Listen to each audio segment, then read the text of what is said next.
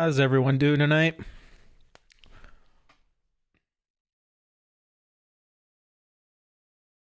Welcome to our new followers and our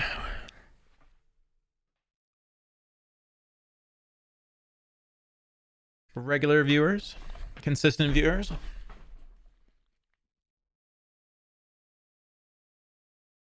Hey, Kashel. I'm doing well.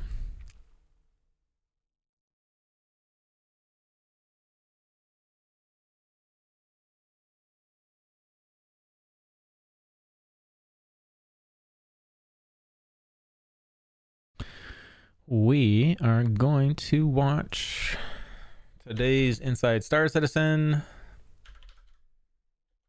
since I did not have opportunity to watch it today while working.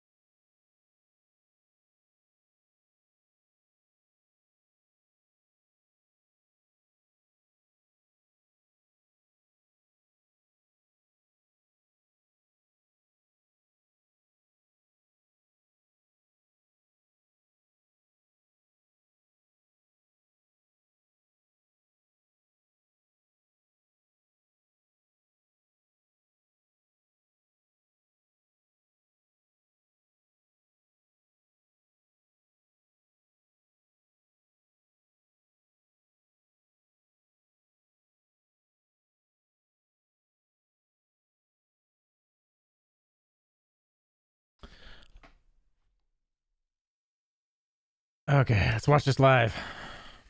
07s, everybody.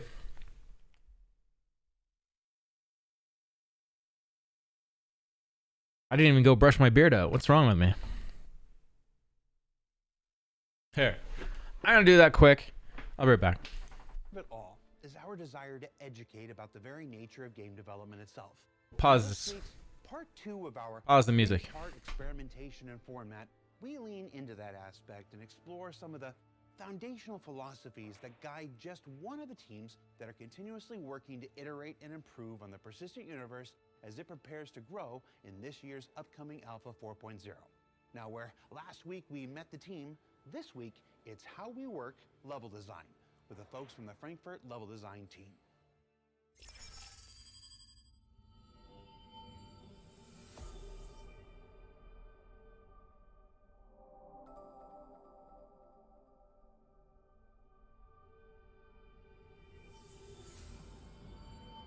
Kashel and I were just talking about endgame stuff, and I'm kind of hoping this talks about that. One of the hardest things to describe in game development. We take gameplay. Oh no, I hit play. I can hear it. We take the environment. I got the headphones on.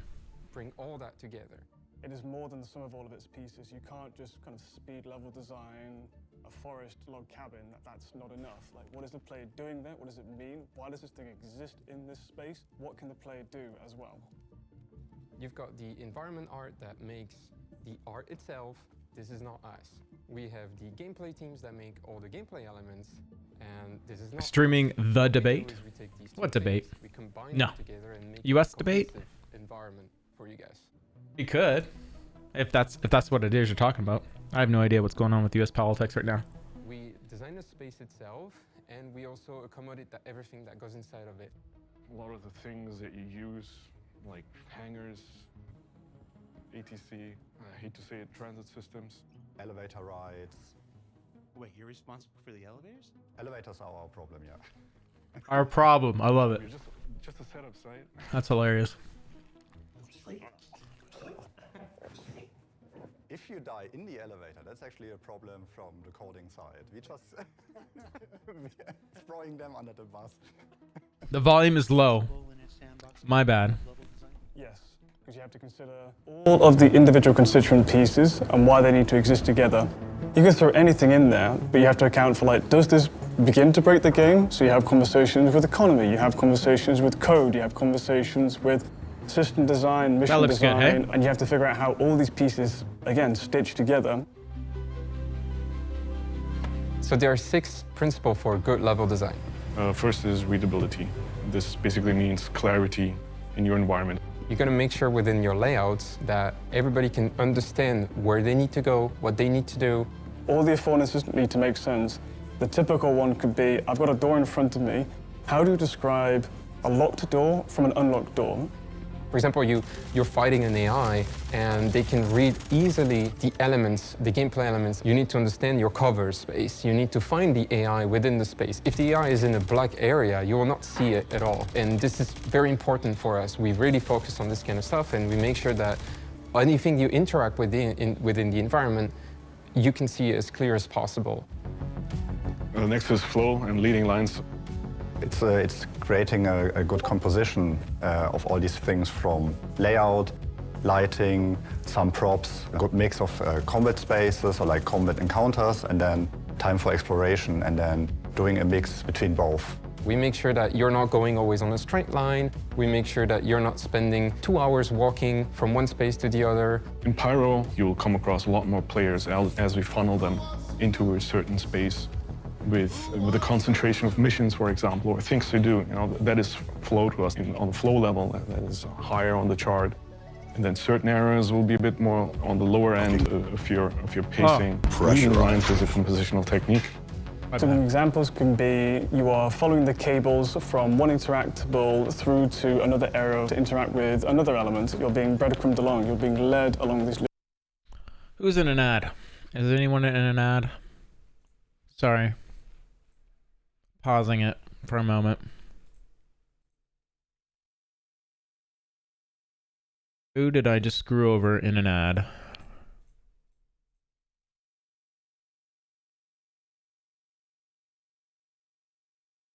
Forgot to turn off my ad timer.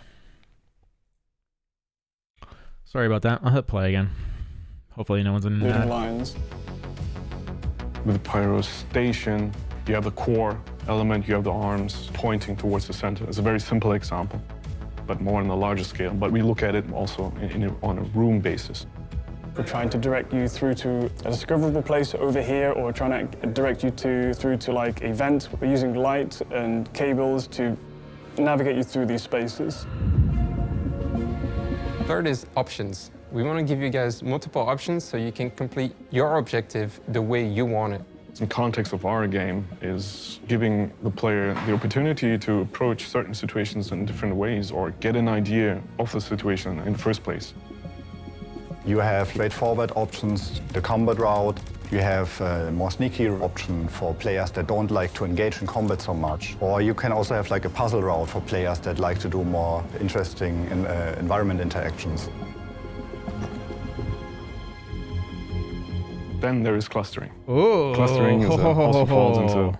That looks like right out of a recent Star Wars setting where like the Millennium Falcon was sitting in there. Am I wrong?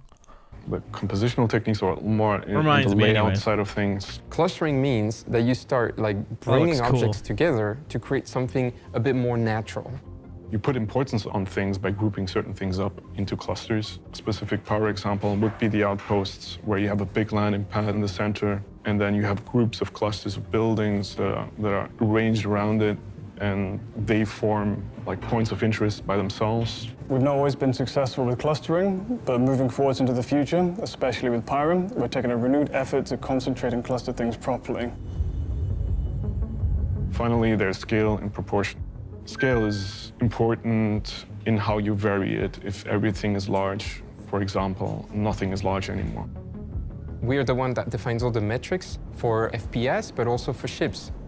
We're talking about ships that have a few meters to some ships that have hundreds of meters.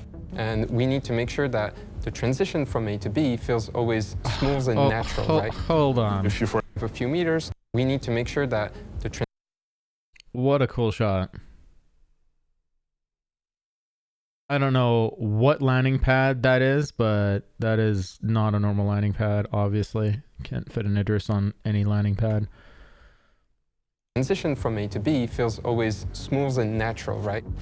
If you, for example, come from a maintenance corridor or a small little packed little vent and expose yourself to this big room, you'll get it more likely an aha moment. So we still have a very big open spaces, but condense the gameplay space a bit more. So the players don't have so much options to walk around, but still get like the sense and the immersion of like a big open space. Proportion is just also feeds into scale. So you can use proportions to be able to scale up, like what is kind of the background space, what is the foreground space, and what is the midground space of like what is immediately interesting to you as a player, and what is in the background that's not yet relevant to you. So you can land at one outpost on Pyro 2, and you can see yourself in a sort of like habitation outpost village. Down the hill, you can see there's a refinery area, but the main feature of this place that you were drawn to initially was this massive mining tower. These become like your immediate foreground, your midground, and your background. But again, you can always come into your ship and go to this massive mining tower. Therefore, this becomes the new foreground. You're always orbiting it, you're transferring around. This becomes your landmark to orientate yourself around all these other spaces nearby. Was that a terrapin? Traditionally, in level design, you start out with a pre-production phase. This is where we ideate, conceptualize, we gather references, we do sketches, we do top-down layouts of our brain map, put things together. We then go into white box, which is literally going into the editor, start mocking things up in 3D, creating the space, and defining where the gameplay elements are. We have a shop on the right, shop on the left, your elevator transit over here. We work at different scales at this point, and we define basically everything in the location, but with very, very basic shapes. And then we hand it over to art, so the focus lies more on art for gray boxing, making things more pretty, with us still having an eye on it to see that the original concept is still intact. And then finally, we'll move into final art, and the level designers will be able to kind of keep all of these locations, like the intent of the location is kept consistent. It doesn't veer off too much into suddenly it's too big or too small. This is the original design direction that we wanted from beginning through to end. Once a location is released, it's not finished for us because there's always maintenance and additions that we do. When there's a new functionality, a new gameplay coming in, we go in and we add them to all the locations. We retrofit the locations. So whenever there is a bug in the PU, we have to maintain these locations. So we would go into new Babbage and fix AI placements or shops not working anymore. But mostly, level design is also about coordinating with every team. So be it with like lighting, mission team, environment art, audio, narrative, they work more or less in their pockets, and then we try to keep an eye on like the big picture to bring everything together and look that everything is coherent and cohesive. What is important to us, or what we really want you to experience is a nicer flow in the stations. I think what we realized with Stanton is, you just take a ton of elevators from place to place. We kind of want to optimize that for you. Make it a bit more efficient so you don't spend a lot of time going from A to B. Teleporters. We are trying to bring, for example, the clinic and the habitation right away into the shopping area and trying to make it much more compact. At the same time, we really, really want to offer some good gameplay content within the stations outside of missions that you can go into and discover on your own as you explore. We try to improve pyro stations with all the lessons we've got from Stanton. And now for outposts, each location has to have its own identity. Like, does this outpost fulfill the need for a combat space? Does this outpost fulfill the need for like a social space? Does this outpost fulfill the need for like a puzzle space? All these factors come into play and come into consideration when creating a whole new location. We want you to be able to discover little points of interest around the outpost. It's kind of feathered. If you come across an outpost, there will be multiple sub-locations around it. These could be like villages around it. This could be derelict settlements that are abandoned and you have to go into and can find potentially loot in. And once you've landed your ship, you are no more than a short walk away from the main reason you've arrived at this outpost, which is to trade. We want to encourage the use of ground vehicles to be able to pick up your cargo that you bought from this place, load up your little Drake mule, drive it over to your ship, load that ship, and then fly out with your goods. We wanted to create a location that felt real. So you had, the logistic is there. The AI created roads between the different points of interest within the outpost so that it feels logical for a player to walk in or to traverse. Pyro is always dangerous, so any social space can turn into a combat scenario. So you need to be able to duck into cover at a moment's notice, even when you're doing nice, easy trade and socials. So we have to provide you with opportunities for cover and exciting FPS combat scenarios.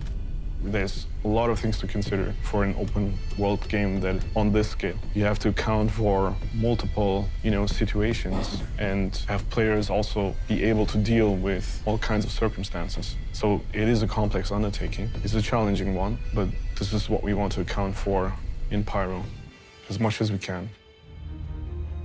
I just want to back Level up design 2 seconds matters here, was important because I've talked about on-planet docking ports, and is it gonna allow me to go back to that frame? That would be crazy cool, is if you could actually dock to a structure like that with like a hull series and be able to offload it. Account for in Pyro as much as we can. Level design I'll tell you matters about the was giveaway in a important minute. because we think of a very broad scale and try to craft and create a great experience for you as the player. Level design ends up being greater than the sum of all of its parts. I get to talk with all these different disciplines at CIG, but also get to kind of like hold the hand of the player and curate that all the way through. We focus on the player experience. We look at all the features that exist and we try to bring them up all together into a cohesive environment that feels really fun for the players. Do you always succeed? No, but it's not always like within our hands, but we always try our best to, within the framework we have, to create like the best possible experience for you guys. So we've learned a lot from our time in Stanton, and we love hearing all the feedback we get from you as players. We want to take that all on board and begin establishing ourselves forwards when we come into Pyro. What we really want to do also is balance out gameplay with the visuals. I mean, in the past, we've seen a lot of focus being spent on the visuals and less so on the content. This needs to switch around and find an even plane. And level design is just one way we're doing this in Pyro. We as level designers really want to make Pyro and Stanton in the future a great experience for the players. From a flow perspective, boring you less, making things more efficient for you as you follow the gameplay loops that you want to follow, and offer you gameplay content that you can just discover on your own. That was a weird shot. What were they trying to show in that? So what did we learn this week? Well, we Designers really want in the future discover always hope that level that you can gameplay content. I don't know what they're trying to show us in this. But look at that mini map. Look at that cave. Anyways, I That you digress. can just discover on your own. So what did we learn this week? Well, we learned that level design is a discipline that brings many other aspects of game development together to form what we always hope is a cohesive and enjoyable experience for the player. That the philosophies and precepts that guide their decisions continue to evolve as they learn important lessons from the development of Stanton and, of course, apply it to Pyro. And that Pyro itself continues to inspire an experience that should be markedly different from the one we have today in Stanton. For Inside Star Citizen, I'm Jared Huckabee. Thanks for letting us share the people and process of game development with you, and we'll see you all here next week. That's it.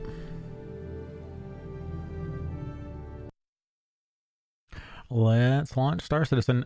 So the question earlier from Barbaric Dreams is what ships are in the giveaway. That is tomorrow, 9 p.m. Mountain Time. We have the Fury pack that is, it's called the Formation pack. It's a melt value of $550, an upgrade value of $660, and so that's basically 12 ships with LTI, and they each come with leatherback paint. And we have, so that's 12 ships, and yeah, you're welcome. And on top of that, there's another 22 ships that we are giving away. They are going to be Cutter Ramblers. They will not have any sort of extra paint with them. They will only have, they'll just be a cutter. They're a variation of value. Some of them are worth, 10 of them are worth $36.60 if you melt them. The other 10 are worth $45 if you melt them. Every 40 subs, we add another ship. Oh, and thank you for the sub Prime. Appreciate that. Appreciate the support. Yeah, so basically what happens is I run the stream for 24/7, and you guys can watch the stream as much as you want. Ask that you don't bot or cheat or multi-account. To enter in your tickets, I'll release what the command is tomorrow at 8 p.m. Mountain Time. We'll draw at 9 p.m. Mountain Time. And within that time frame, you'll use the simple command to enter your tickets. Right now, you can see how much points you've earned by typing !UEC. And it'll be a different command to enter your tickets. It'll basically be 1,000 UEC per ticket. It'll go into a text file automatically. And then I'll issue another command for myself, and that will just randomly draw, and it'll post in chat who that person was. You'll only be able to win one time. So if it does pull up your name again and again and again, it's only the first time that counts. We'll draw the biggest prize first, and we do this every quarter. So again, we play ads every 15 minutes for up to 3 minutes. And that's how we pay for these giveaways. So you guys watching the stream supports the stream. If you want to know when I'm live, you join the Discord using !Discord, and I will give go live notifications on there. And if there's not too much profanity then or crude subject matter, I will typically upload these to Twitch. And our next giveaway, and I have all these ships purchased in advance, so you guys, for anyone that's like, why is he giving away all these ships? Does he actually have them? Here's what is it, 28 Cutter Ramblers. You can see their value, so there's no punches being pulled here. I'm telling you exactly what's up. I also have 7 cutters. So the reason I also buy so many ships is I do resell them on shiphanger.com, which is my website. So it's a gray market website. You guys are welcome to set yourself up as vendors as well. You can sell for the same price or less or more than me, whatever you want to do. Our next giveaway, I haven't decided exactly how it's going to work, but we are giving away... This is on my alt. We are giving away, at the very least, plus a bunch of ships. I just haven't decided what ships. It's not really a hard decision, but they are... where's the pack name? Isn't it called something? The MPUV Trio Plus Firebrand packs. So I bought 5 of them. They're $100 each. So $115 upgrade value, $100 melt value for the pack. But I'll be giving away 5 separate draws of them. And then we'll probably do at least, again, 20 ships. Like, I'd say the revenue from the last quarter wasn't as good as the previous quarter, but it's always hard to compete with the first quarter, and definitely hard to compete with the fourth quarter because Christmas and stuff. A lot more ads go out. So I'm thinking that it'll be either all MPUV tractors as that, or a mix, or a mix of Pulse and Pulexes. So These are also for resale. You can also not buy through my website and come to me directly and save vendor fees for me. Or you just buy through the website, whatever's easier for you. Yeah. That's pretty much it. And then also, since we're talking about things that support the stream, I also am trying to launch with your guys' help, or maybe not your help, but maybe you know someone else that's in crypto. We're trying to launch a coin called The Way, and we're using the same logo and all that fun stuff, and it's in pre-sale, and we're aiming for 100,000 in liquidity, and then we'll launch it. We're going to update these graphs, and what we're going to end up doing is we're going to be making a staking pool as well. So not only what you buy could make you money when it gets launched. If you decide to stake it, then you might you're going to make the coin more stable, and you can earn more of the coin. So with the risk that it's going to go up or down, right? And I think you can lock it up for like 7 days, 30 days. There's a bunch of different options on there. I think once we launch it, we'll probably do or maybe before we launch it, we'll go through it with people and kind of show how you can stake, because it's like super simple. Yeah, I don't know what else to tell you. If you guys are looking for, the ship hanger site, yeah, it's not bad. I definitely need to go in and do more to it. What I would like to add to it is more obvious ways of interacting with crypto. But I mean, if you do want to send crypto to me, that's fine, and I can just give you the USD version of whatever you send and set it up as store credit. Did I just drink it all? I didn't. Perfect.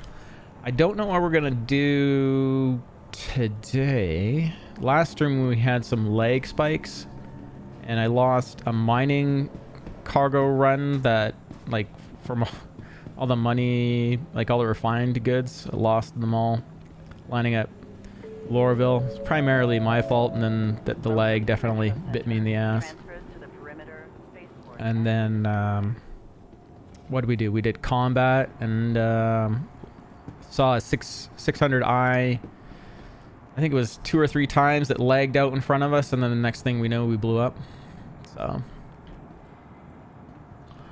that's a lot of cutters. It is a lot of cutters. Yeah, and I've literally bought them all for the intent to either give away on the stream or to resell. Because to me, it's all supports the growth of the stream.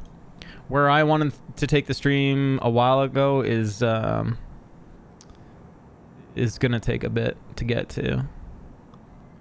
Just when I feel like I'm just about caught up money-wise, it's like, okay, I need to buy some more ships for the giveaways, and that's I mean, that adds up. Like, there was, how many of those MPUVs did I buy? I mean, the $500 worth, and I'm paying in Canadian, so it's a lot more than $500 for me. And 40 MPUV tractors. And I had already bought 31 pulses.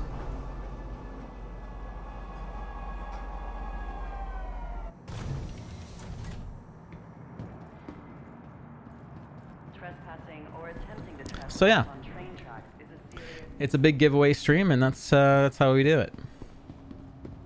I just replay the developer videos. You guys can choose using your Twitch points to redeem for raffles that give you more points for the giveaway, or you can also change the channel on the stream. So you're literally telling my stream to like, while I'm not here, you're telling it to change to a different scene. It's pretty cool. What are we gonna do? Does anyone want to see anything in particular? Combat or mining or trade or bunker missions. I don't have my F8 here, but we can pull this one up, and everything is at Hurl 1. Let's take our Starfighter's being destroyed. Might as well claim it. Your insurance claim has been sent. Let's take our... Since we don't have anyone saying do this thing, I will take the Caterpillar back to Hurl 1. Vehicle selected. Your vehicle has been delivered to the And if someone wants to see something, we'll go do it. And if you're new to Star Citizen, welcome to the verse. And if you have any questions, you want any help, you want to help on stream, you guys are welcome. Join the Discord. You just gotta give me a heads up. And if you choose to join the Discord, you just gotta respect the server rules, the stream rules. Basically staying on subject, not over talking, not repeating things I'm saying because it throws me off huge. Yeah. And just being chill.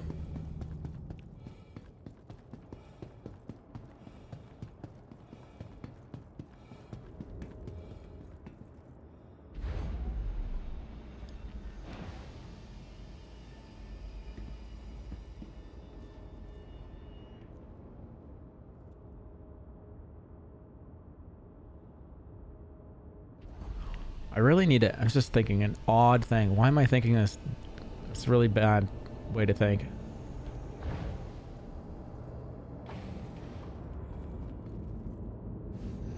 Yeah.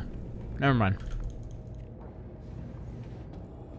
There's more here. Yeah, I was thinking about if I get hurt at work or something. How do I tell you guys? If I'm ever delayed, yeah, this is fair to say. For anyone that's paying attention, if I'm ever not available on a giveaway night, which has never happened, something's up. So just know, like, something's up with me, not with anything else. Thank you, and please visit again. You are clear to launch. And we need quant. Let's juice up here. Tempted to do a cargo run. Right? Call the cops. So yeah, I'm a big fan of this streamer guy. He said he was going to be on, and he's not on. I think he lives in your city. Do you know him? His name's Bob. Bob from Canada. Do you know him?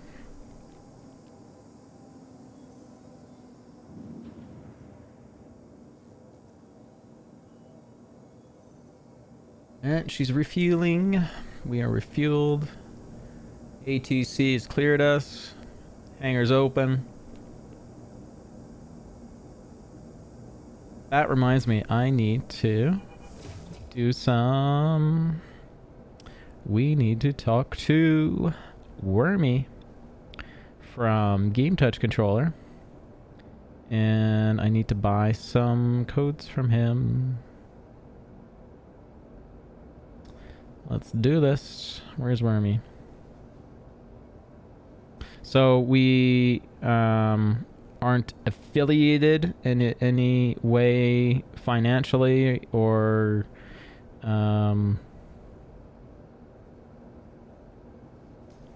why did that just take me out of this Discord, or I just want to message to Wormy. Oh, there we go.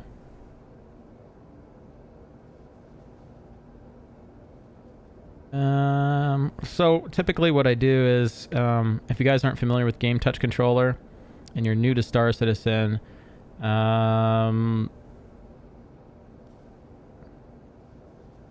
Game Touch Controller is like a way to integrate like a tablet or a smartphone with Star Citizen. And if you're like new to Star Citizen, it can really help you get over the learning curve and on an ongoing basis make you feel like you're in the verse, because now you have like one of these MFDs. It makes you feel like you have an MFD right in front of you, and it gives you that MFD functionality.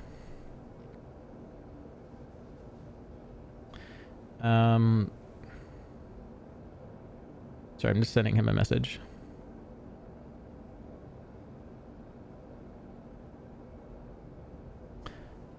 Well, I was gonna do this last week.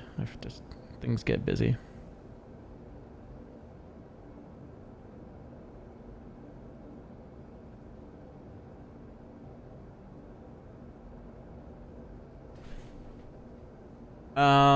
What are my thoughts on the upcoming patch? You know what? It's funny because I think I'm Evo Cody, but I got the paperwork for it, but I don't know if I have Evo Cody access yet. I'm not sure what happened there, but yeah, I've thought a lot about it, and I think what's going to crack me up is day one of this patch. How many streamers and players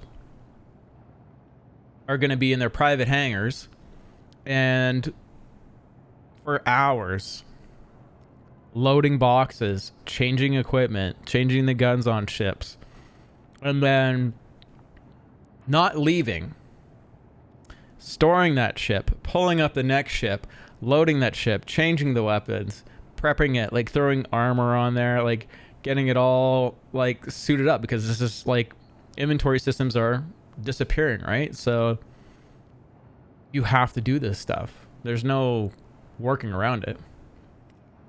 So it's gonna be hilarious, because there's gonna be that I'm sure it's not a quick or like a hard learning curve for any experienced Star Citizen, but it's gonna be that awe factor day one, and then prepping,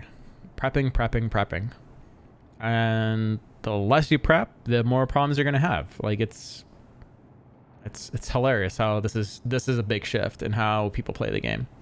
How does buying a new ship using the upgrade source feature work on the Star Hangar website?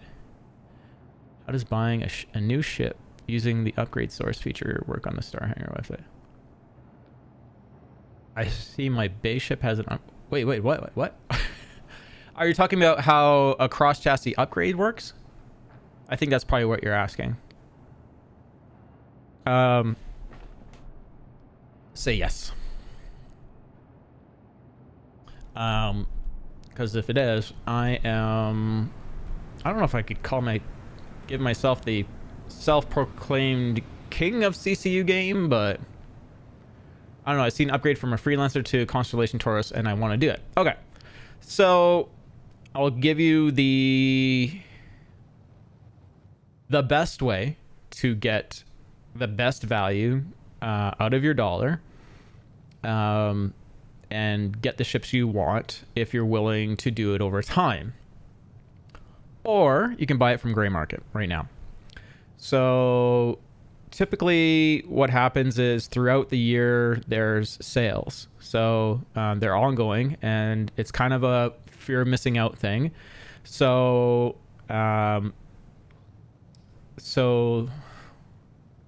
is the first, so we have Christmas sale, and then we have, is it Valentine's that's next?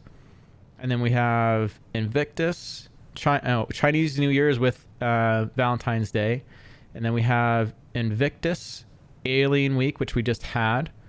And then I can't remember what we have next. But we'll have Citizen Con come up in the fall. And we'll have... what's the main one? Someone shout it out. Because I'm having a brain fire at the moment. Invictus. What's the year-end sale, guys? And then there's the Christmas stuff that comes in. Anyway, so at each of these sales, not Taco Tuesday. So each of these sales, they, for the most part, have sales on similar ships. But because new ships come in, what happens is that they do a cross chassis upgrade. So from the website, they want you to buy stuff from them, obviously, and so they give you a little incentive if you they put a war bond, is what they call it, on a ship when it's a new concept ship, whether it's released or not released. It's a concept ship. So the first time it's concepted, it always comes out in war bond. Occasionally what will happen is they'll have a group of ships that are similar, and a new ship comes out that's related to that type of ship. It comes out with an LTI token, which is just lifetime insurance, and it'll influence the other ones to have LTI as well as a part of that pack. Anyway, so what they do is they basically say if you upgrade from this ship to this ship, and you pay new money, like cash, not store credit, you'll get this war bond price. So you can either spend that money outright and buy the ship directly, or if you buy these little upgrades and don't apply them over, like, say, a year, you can basically, let's say, for example, the Carrack, which is just this massive ship. It's worth about $600.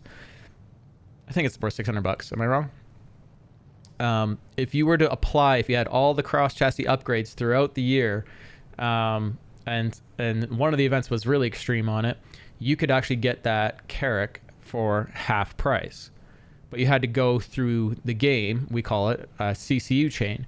So you had to, buy a base ship with, whatever the value is, and then upgrade using fresh money to the next ship, and then to the next ship, and the next one, and the next one, and the next one, and you end up saving like $300. So if you wanted what you said was the Taurus, you would want to buy a bunch of CCUs that get you up there cheap, and then fill in the rest with either store credit or other money, like new money, and you typically get a discount. But you have to have the ship it's asking for in the chain. You have to have that at least to apply that CCU. I don't think I've over-explained that, but that's how that works.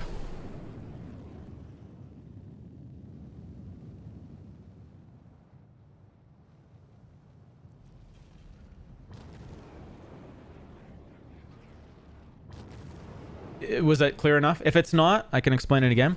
And I can also show you some other cool things real quick. Can I put this on autopilot? What is autopilot V? See?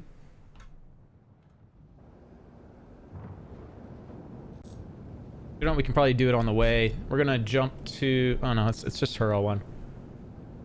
Okay, we'll just do this for a second. What could go wrong? So what I would recommend is if you're really into that concept, there's an app you can put on your phone. It's called CCU Game, or you can just access it on your browser. And this is how I was showing you what I have in my hangar. Town Scott 07, how you doing, bud? So this, I'll show you guys this thing. It's really cool. So it helps you really organize your fleet if you have a lot of ships. If you don't, it's probably not going to do anything for you. So basically what this does is any account that I'm logged into and I come to this website, if I go over to the right side and I can hit refresh all, or I can hit refresh hangar. And this basically, when I'm logged into the RSI website under that particular account, it will refresh what is in the hangar. So basically what you've bought, or what you've won if you're watching my stream a lot. So this gives you a nice visual of what you have, and then what are loaners to you. Loaners happen when a ship is either when you've bought like a ground vehicle, and maybe so typically when you buy ground vehicles, they'll throw a base ship on, like an Aurora MR, just in case you didn't buy a ship for some reason. But basically they're a loaner for something else. So the nice thing about this is if you click on this, I can see I have this Aero loaner because I have an Arastra. I have this MR because of all the Furies I bought, because the Furies don't have a quantum drive, because of the Pulses I bought, because they don't have a quantum drive. The Storm, it doesn't have a quantum drive. The STV doesn't have a quantum drive. So now you got your explanation of that. Here's my alt, which I bought all the tractors on, and you can see this is why I'm getting so many Aurora loaners, but it's only going to give you one ever. The Herc, because I upgraded to Merchantman. The Blue, because Azus MK2R. MK2MR. If you don't want to see that stuff, you can have just the raw fleet. The really neat thing about this is it tells you what a ship is worth. Like my 600i, because it was a financial achievement within spending, because I've spent way too much money with them for all these giveaways and gray market stuff. It's worth nothing, but I can see my Inferno, which is a part of a Scoundrel pack, which has a base value of $700. So it's telling me basically this whole pack with all the upgrades that are going to be applied to it, what that pack's melt value would be, what my savings are on it, the percentage of the savings. So you get to see some real neat stats. And you can go down the list on this, and then you can get really upset with yourself and see what you've spent, and consider all the interest and what else you could have done with that money, like buy a motorbike. And then you can organize CCUs. So what else can you organize in here? So you can also organize by the account. You can check off what's actually visible by account. Looks like days, whether it's a buyback token. So you can see all your buybacks, by insurance value on them, vehicle size. Like there's lots of options there. Price range. So here's my favorite part if you decide to get into the gray market, which is, I don't want to really flood the market, but I do run a website that is gray market. So flood the market. So basically what happens with CCUs is they have a savings attached to them. So for example, for some reason, let's make sure that they're giftable. That's another big thing, is you can have giftable ones.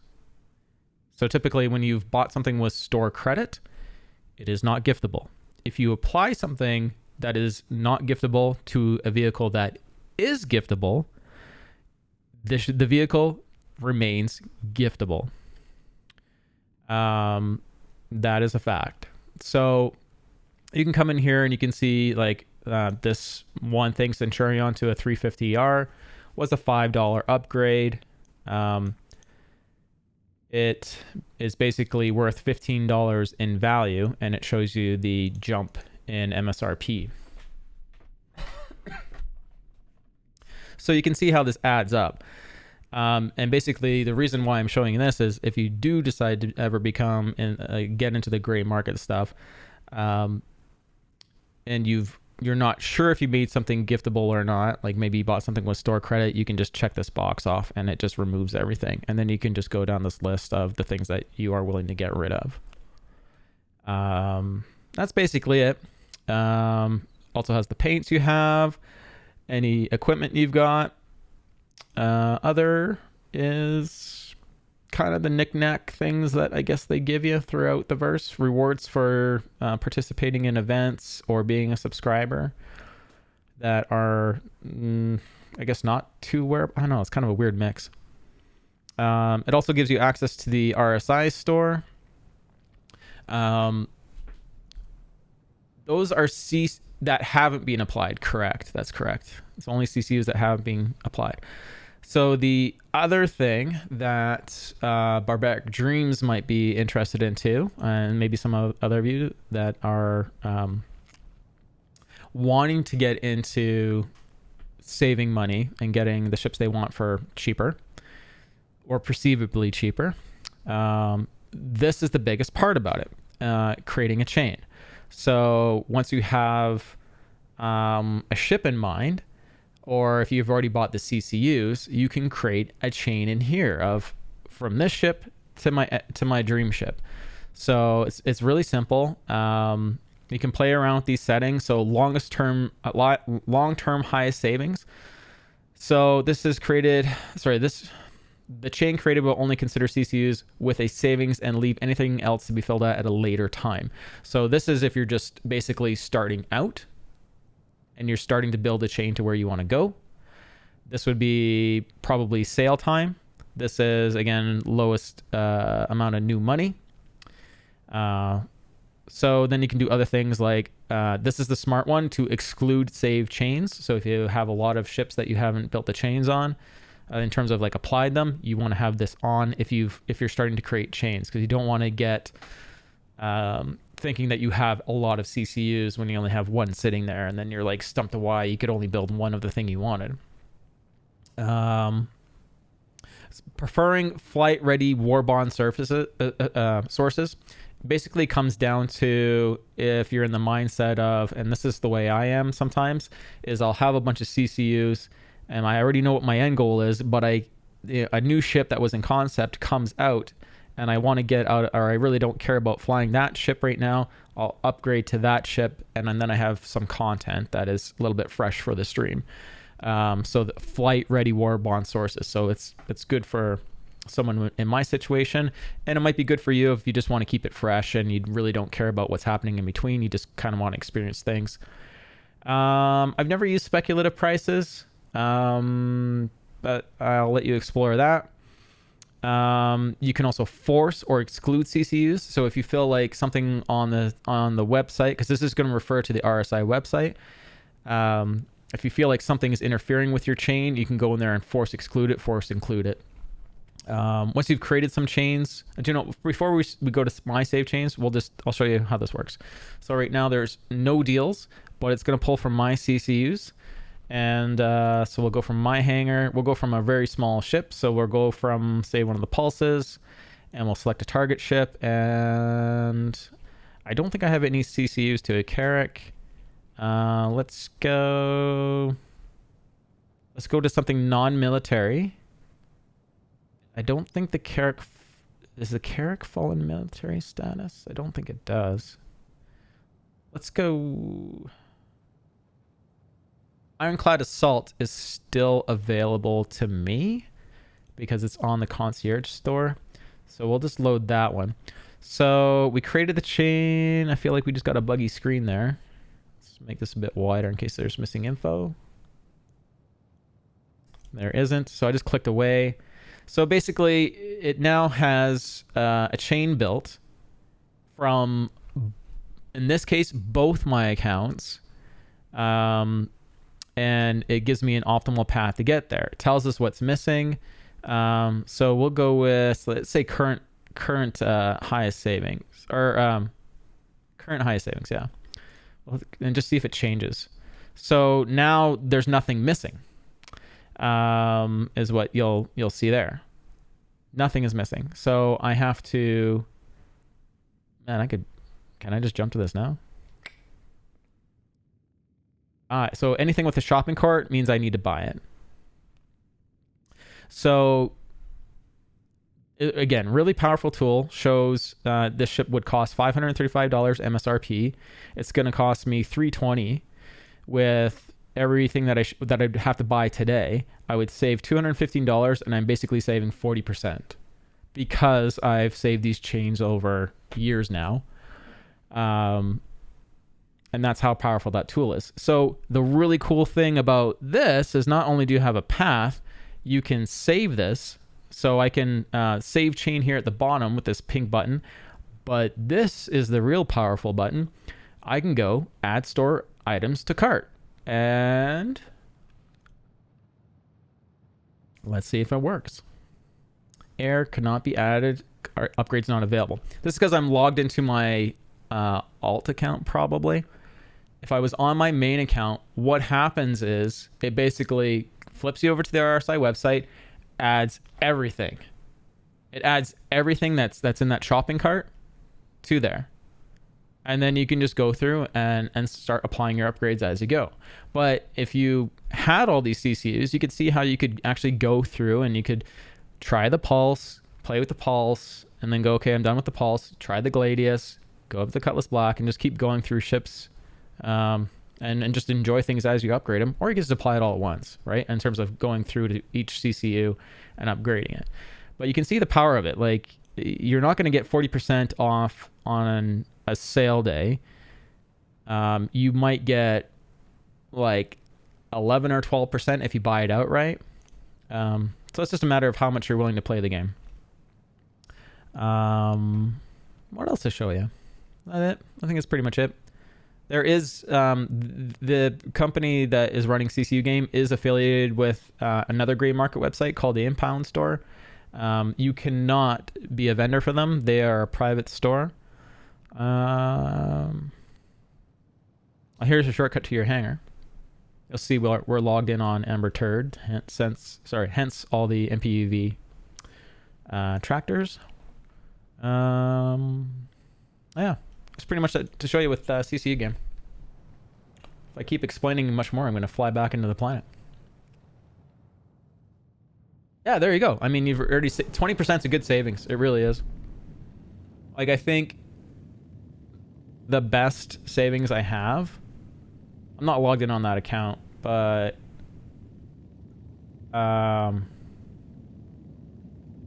if we go to fleet, how do I view my buyback? So here's buyback. So here's all the vehicles I have on buyback. So the buybacks happen when you buy a vehicle and then you decide to cash it in for store credit and then do something else with it. So here's the Scoundrel Pack. The Scoundrel Pack, if I was to rebuy it, I don't know if I can rebuy it at that price, but it has 24% savings, which is huge. But you can see like the old Hornet, 12% savings. Star Runner's part of the Scoundrel Pack. That's part of the Scoundrel Pack. A Reclaimer, part of the Company Pack, 20%. That's part of the, yeah. So anyways, lots of great info to get out of it, man. You're very welcome. And if you forget any of it, I know it's a Star Citizen, and this whole thing, this whole CCU game concept can be very overwhelming. You're always welcome to contact me on Discord, hang out, chit chat about it. I can walk you through all this again.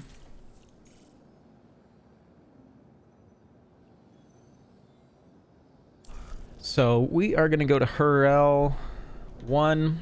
If you guys are familiar with HURL 1, it is basically one of the refineries. Pretty much anything with an L1 on it in Stanton is a refinery. So you can, this should be a cargo deck there. You should be able to rent at least cutlasses. I think you can rent a prospector there. This is where you're going to get a lot of your mining gear. Also set your refined goods to be refined.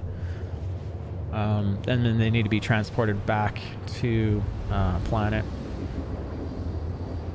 Things are going to get busy in hangars. Just think about that. You go mining, and initially they're going to have it where they just offload your cargo for you. But if you're going to move it, now you got to load it. You got to load it from the refinery, fly to where you're taken to, land, unload it, then go sell. It's going to be quite the process. They're going to have to make it worthwhile for miners and people hauling cargo to pick up and deliver cargo.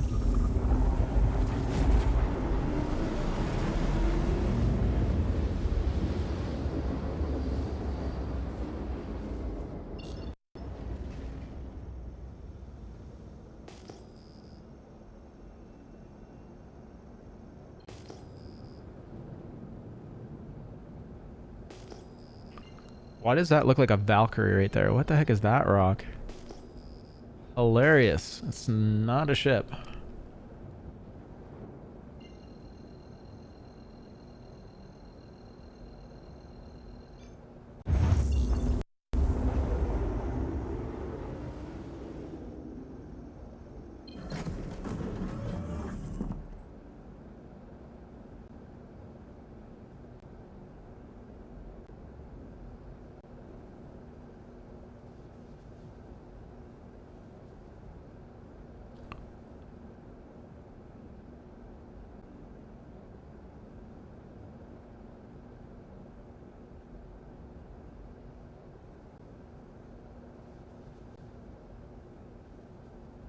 Yeah, and this is how we roll on my stream. So any questions you have, you just pop in, say hello. Most of the time I'm Mr. Smarty Pants. That or I don't know and the stream answers it. It's a pretty good relationship. There's so much to know in Star Citizen and things change every update.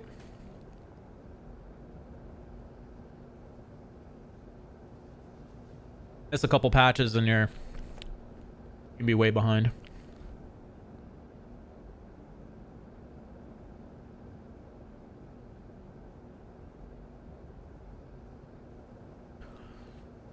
Did anyone say what they wanted me to go do? By the way, the mining or more transport or go do some desyncing combat? I mean, I didn't seem to win last stream. I had desynced with the MSR after doing a full couple mining runs. Desynced with the F8 into a 600i in combat.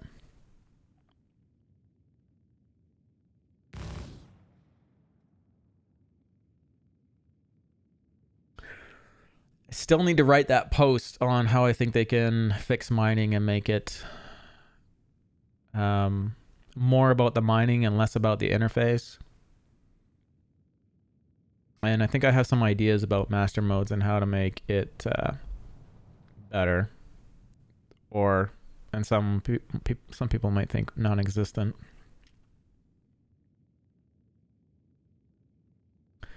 Calling for landing.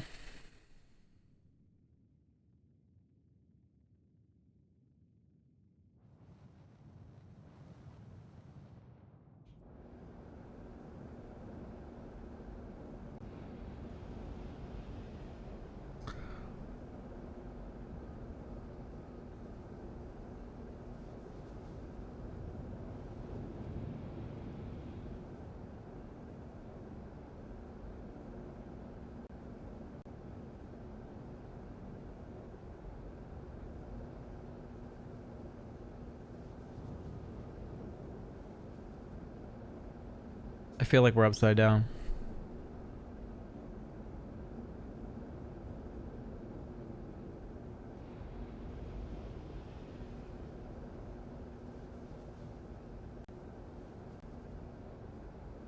Reason I'm flying the Caterpillar back here is if I do any more mining runs that I have something to load into. Hey, Crazy Swede. How you doing? Welcome back. Make mining rock again.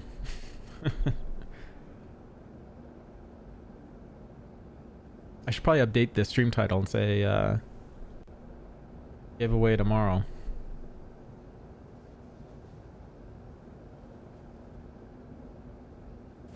Landing complete. Have a pleasant stay. In space, there's no upside down. There's no upside down, just right side up. Can't wait for Maelstrom to be under active development so we can finally get some proper repair and complex salvage mechanics. Yeah, I agree. It'd be nice to cut ships in half, like not just with a salvage ship, but physically cut it in half with ballistics and have things depressurize and go on fire. And yeah, it's gonna be neat. My current local time, so this is a good question. It is 7 p.m. Our draw is tomorrow, and you can start entering tomorrow in basically, what is it, 13 hours from now? Is that right? No, 25 hours from now? 25 hours from now. Math is hard. Yeah. So you guys will be able to enter. You would start to enter in 25 hours from now, and yeah, that's pretty much it.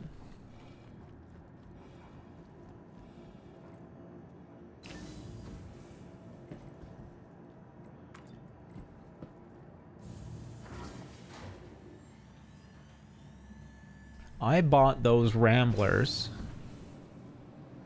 Did I buy them at Christmas? I bought those at Christmas, and that's why some of them have a $45 value, and some of them have like a $36.50 value or something. Welcome to the because ASOC vehicle I retrieval used system. my coupon when you subscribe for a year.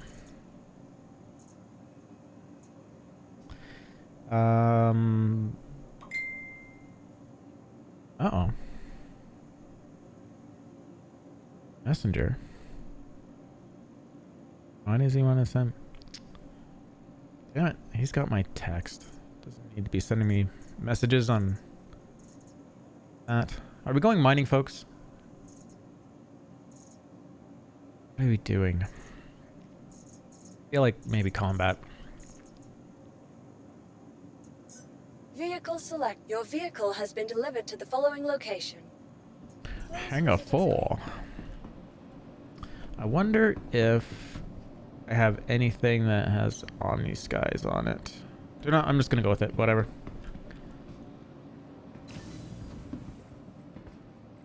Yeah, and I'm sorry I'm making you wake up early there, Crazy Swede. You can probably cut it close. You can probably, you know, head in the last 15 minutes, right?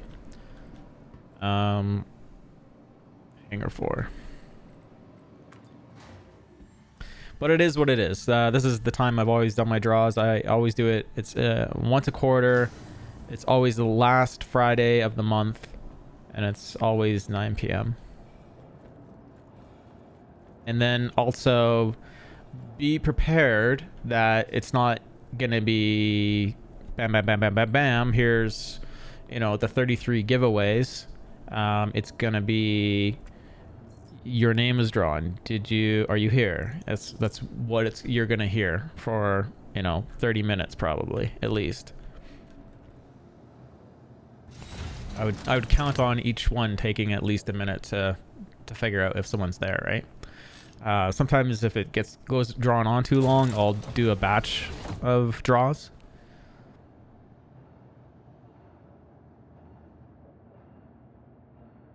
He barely sleeps.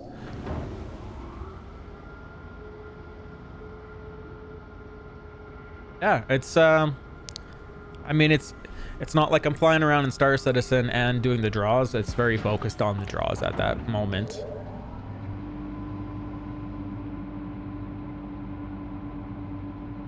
You are clear to launch.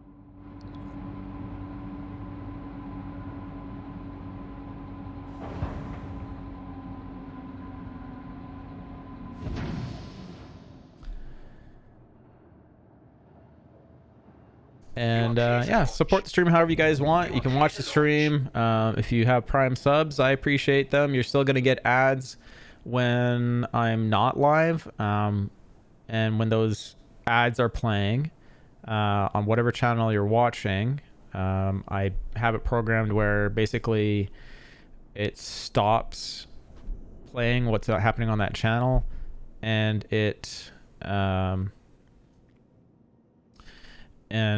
goes to the showroom channel for that set amount of time for 3 minutes, and then it flips back, so you actually don't miss anything. If you're looking for continuity of what you're watching on the stream, it does happen. It may not be fun seeing commercials, but it's what we've decided how we're gonna make the stream work. I find it's much easier on everyone's wallet in one way. So if you don't have the ability to support the stream, ad revenue it's, you know, just you leave a browser tab open while your computer's on and put it on 160p and it doesn't affect that much bandwidth.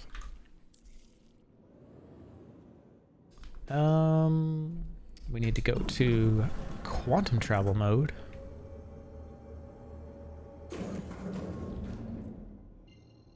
Spin doesn't like you today. Oh yeah, and there's a plethora of games there that are built into our bot.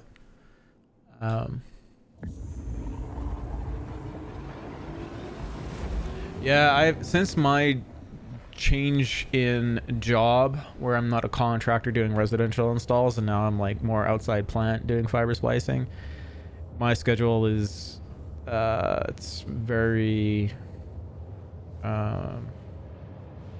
strict, I should say. Try to be in bed by like 10ish. And up at like 5.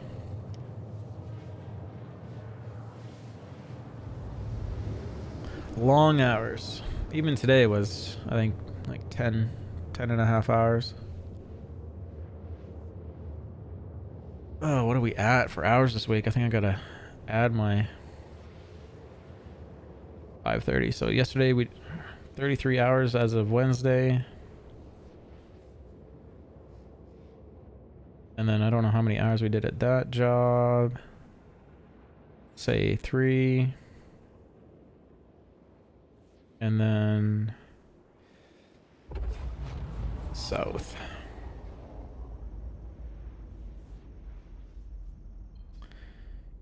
Fiber splicing. So 7.5 hours.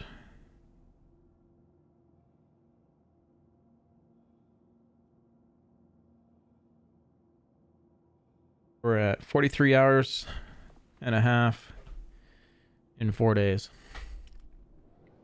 Busy boy. Okay, let's look for some. Let's grab our call to arms. If you're new to Star Citizen, call to arms, I guess, is paying out, and I'm not sure if it's on a cooldown or what the deal is, but it is paying out. Not like it used to, which even like it used to was not very much. Bounty hunting, 45k. So pro tem, this is a 3-kill job. Pro tem, does it say what it is?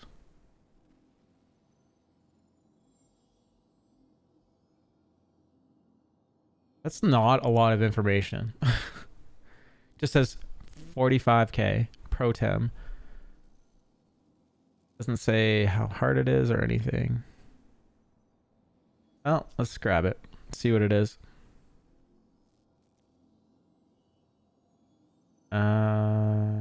We got the name now. We'll track it.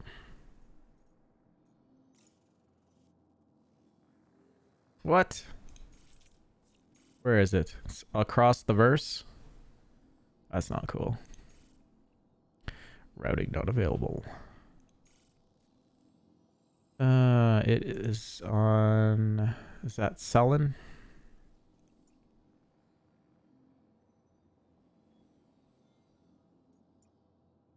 If you guys can't... Oh, what the heck? What is it doing out there? Oh, it's a player. That's why. He's literally... That's the... Yeah, we're not doing that. Not chasing a player that has broken something. I could only think he's doing a prison escape mission for Twitch, but typically those are over at Hurston. So... Yeah, we're not doing that. Explains why the name is so short.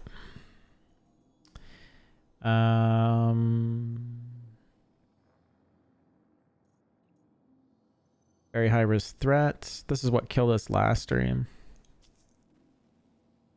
When we ran into a...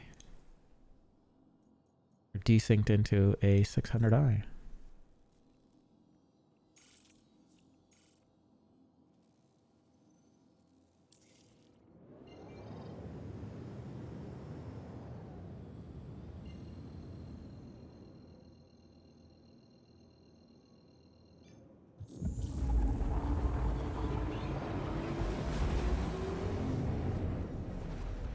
Do you guys think I should change the stream title?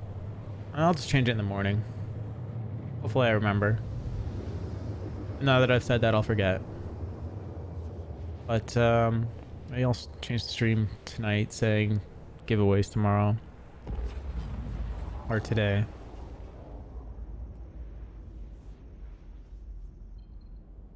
Need a countdown clock.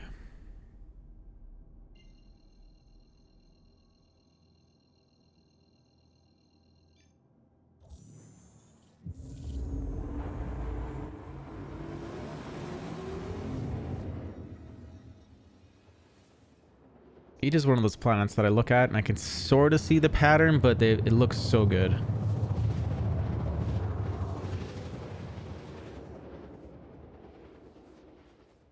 gonna go back to lurk mode in a moment. Yeah, that's cool, man. So how it's gonna work crazy sweet is you're just gonna buy the tickets. It's a big pool of it's just a text document running on the stream computer, and it's empty right now.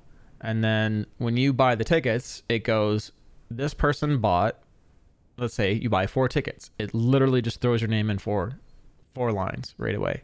And then when I hit draw, it grabs from the whole document, and that's it. If it grabs your name multiple times, only the first one's going to count. And we're going to draw the biggest prize first.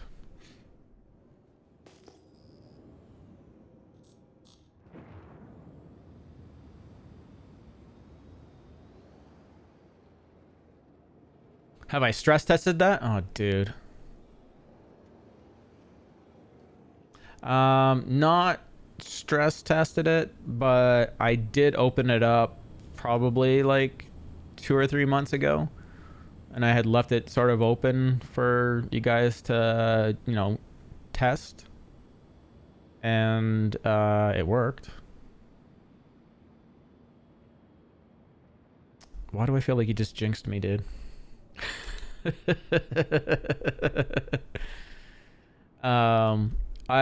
My expectation is it's just going into a text document and it's just completing the command, so it should be fine. If it does bug out, I would ask for everyone's patience, because I haven't had our bot have a problem other than with running trivia for so long. That's the only time I've had a problem with it.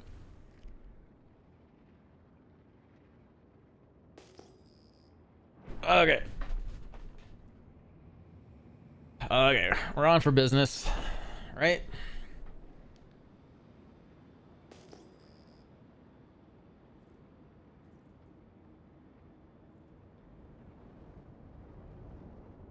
Oh, that's an interesting one. Lean back a bit.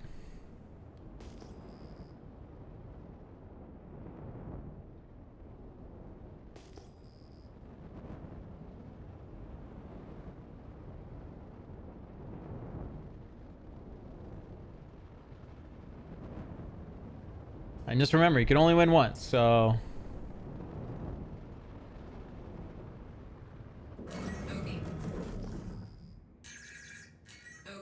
Caterpillar. This looks like... Oh, that's a new one. That would be the most dangerous ship there, possibly. I don't know what the next ship is.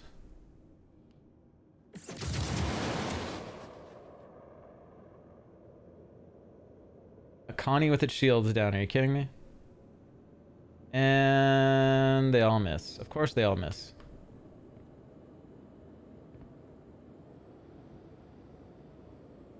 Can't even hear those ones fire. Look at that come back.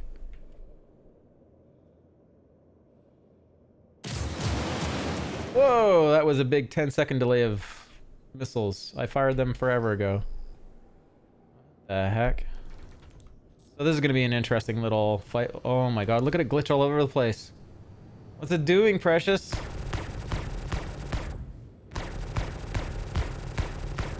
We're gonna die. We're gonna get glitched into. I just know it.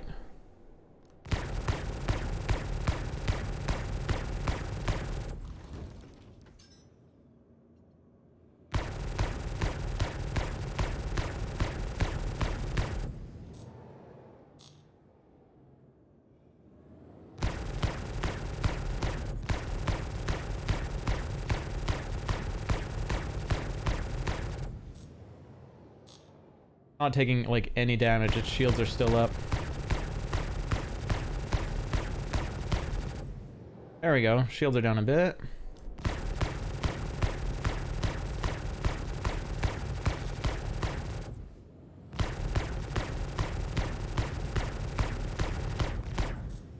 Shields on the back are coming down a bit.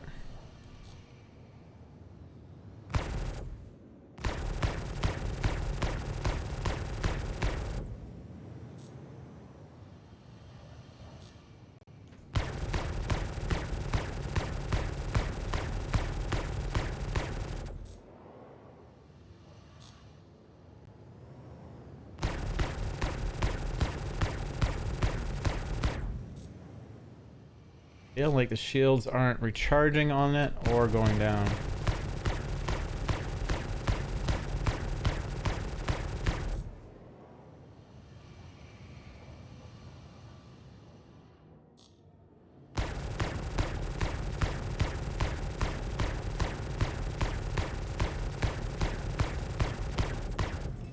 Whoa, we're getting hit.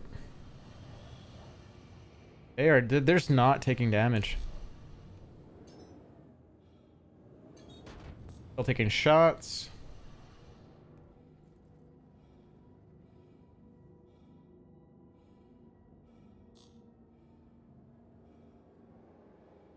It's amazing how well they're sticking together.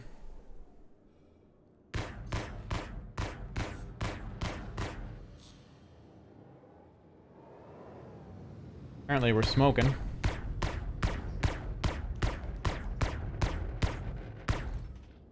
Swear not all my guns are firing now.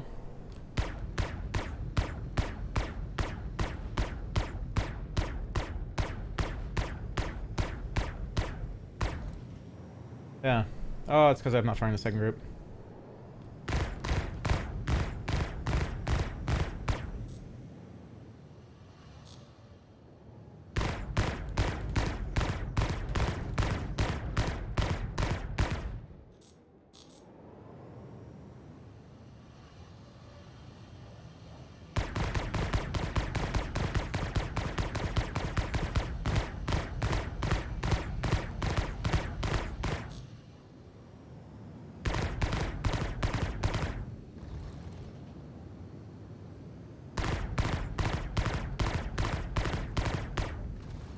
There you go.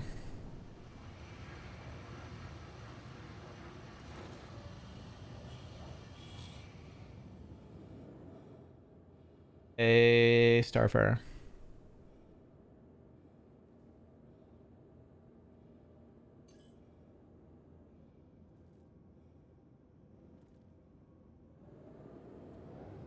A crafty riddle about Norway, hey?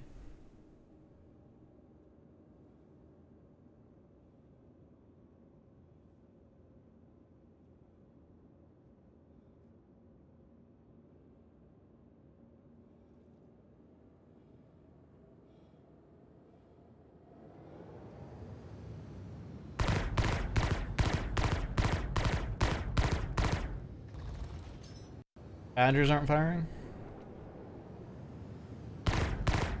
They're damaged.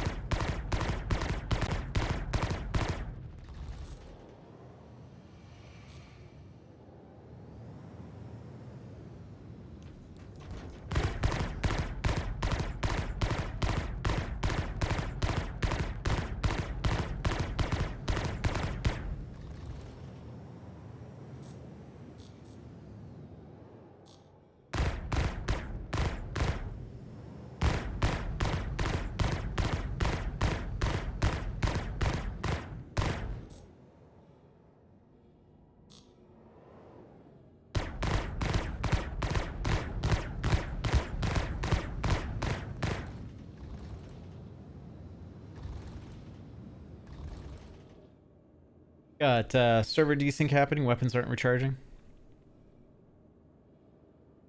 There we go. They're fully recharged.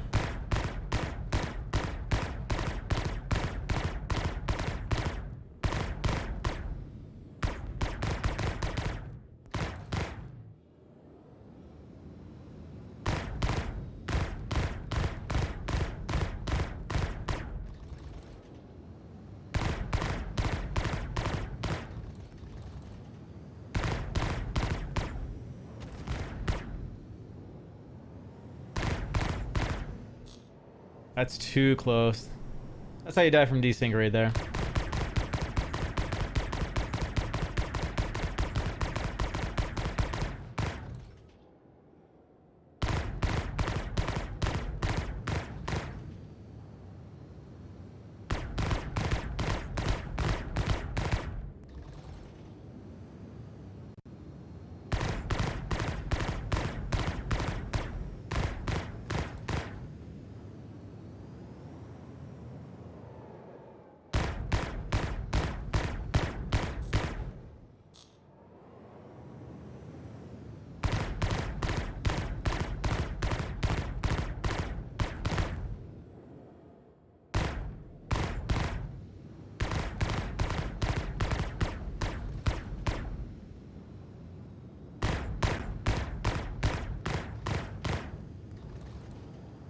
We're still in Atmo. I wonder if I could coax him out of Atmo.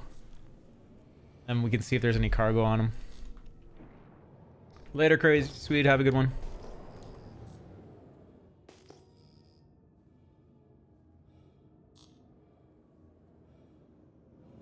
Still in Atmo up here.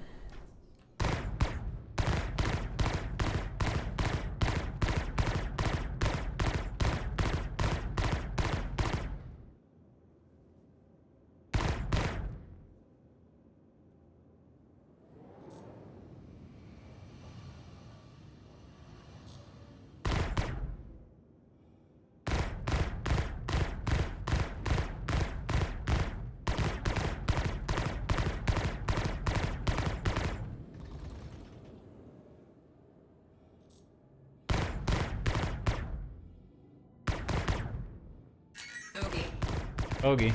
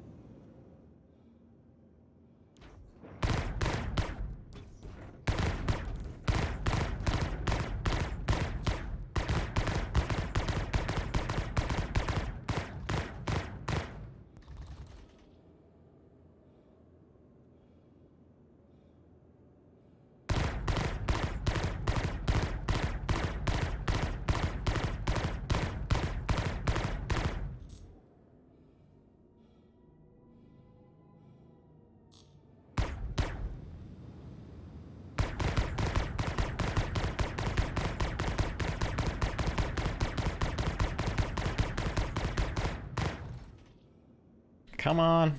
Atmo can't be that much higher.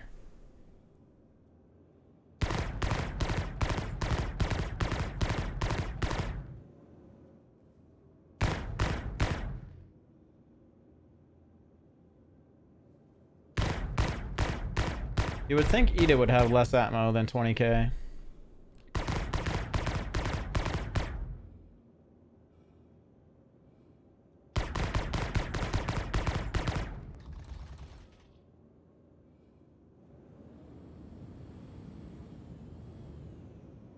Anyone is wondering why I'm being so weird about this? I'm just wondering if We can get this guy out of Atmo. It doesn't seem to be tethered to the spawn-in area like they used to be. So if we had like a Hercules with us or something, we could get this out of Atmo, and then if it had any loot on it, we could salvage it.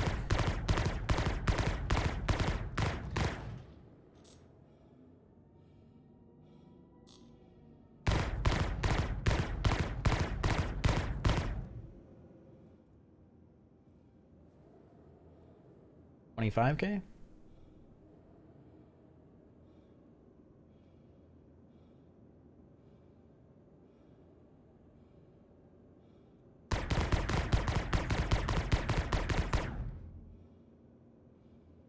Really don't want to blow it up. Not until it gets out here. Higher than 25K. What is going on with this planet?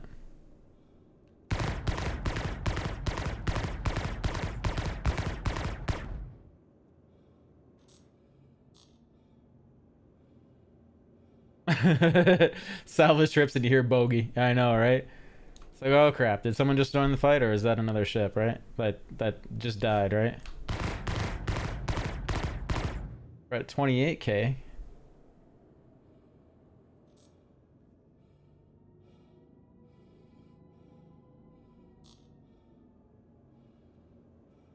Okay, 30K. Not that kind of 30K. Altitude 30K. Oh.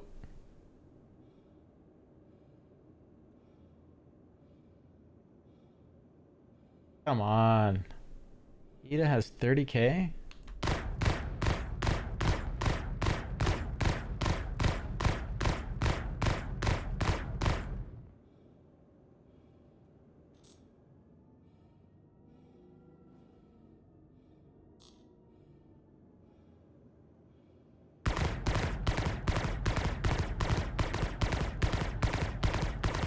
Oh, we're out. Now we just got to get it up to us. So it's probably still in Atmo, but as soon as it's out, then we can just go ham on it.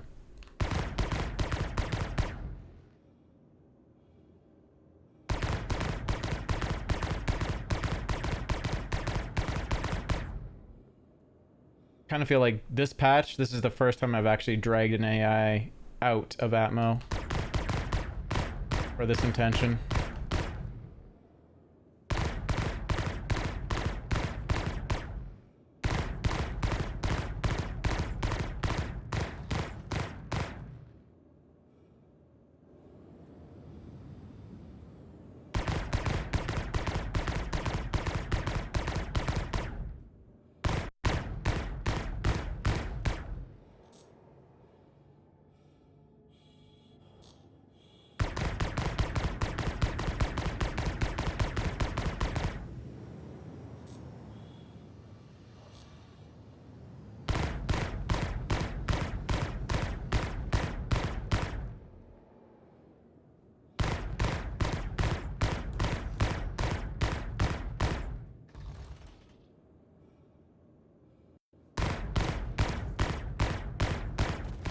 There you go.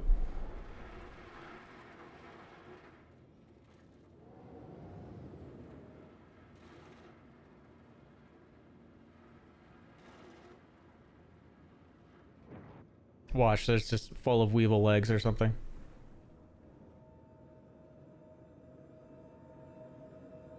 Sounds like it's in quantum mode.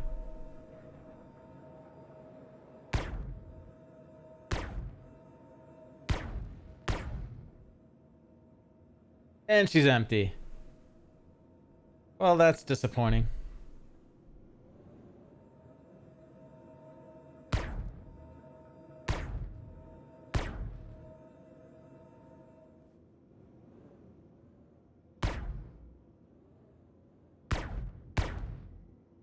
And I'm answering the question, can I open the other doors from the inside? I can. I can shoot through the ship and open the doors.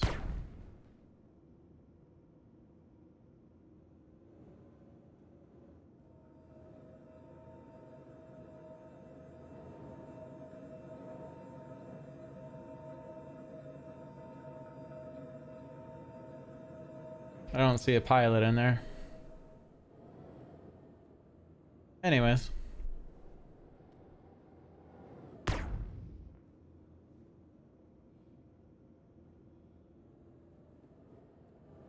It's such a funny concept. You can come salvage it. I can hang out. Can you be here quick?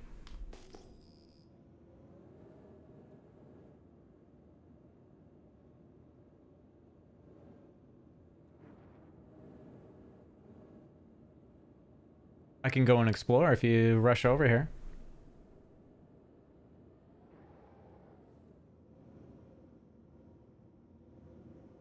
Well, here's something to discuss. Okay. This is the first time I've noticed this. Maybe I'm a little bit behind, but notice how this ship is actually identified as SI-0202MX. And they've actually started lining all that up. I just noticed that now. We actually have serialized ship. Add me as a friend and then join on server. And then I'm over at Lorville. I can go explore this if you...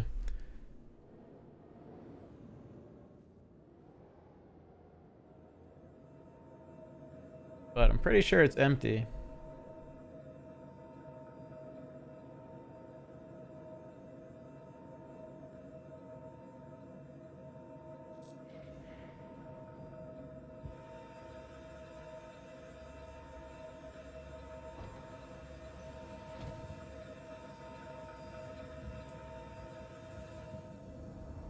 Oh!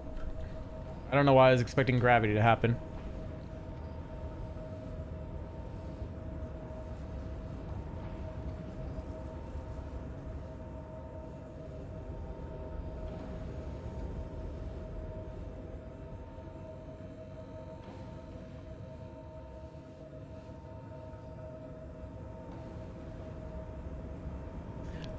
Cats are so cool. They got this, like, for their time, they're so good in terms of the way they look inside, and it really set a foundation for the Corsair. And I really want the people that went and did the Corsair, I mean, they don't like going backwards, but I really want them to come back and revisit it and just spruce it up. It doesn't need much. Just the details that they would notice, right? Oh, we got a pilot. This is the original pirate skin right there.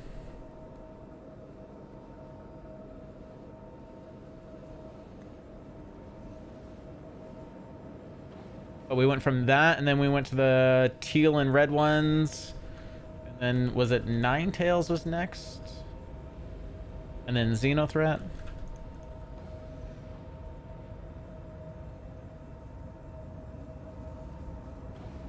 I can be your first friend in SC. That's hilarious. MarcusTheWay. That's who you look for.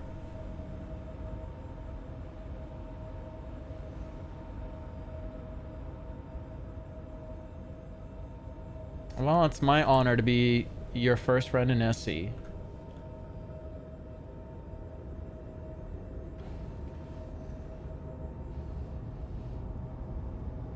Jeez, he broke his back. It'll be an interesting day too when soft deathing of these AIs in terms of like the ship doesn't mean that they die, because they shouldn't be dying. They should be staying alive, and like they should be calling for help, calling for recovery, and fending off anyone that's attacking, whether they have guns or not. You can add friends from the menu. You can add friends from the Spectrum forums.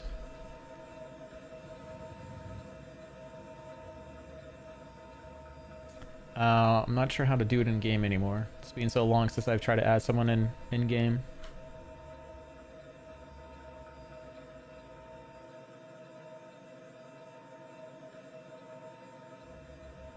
Let's take our med gun off. If I can. You guys ever have a problem pulling stuff off? I found the workaround is to hover over the inventory and then things light up.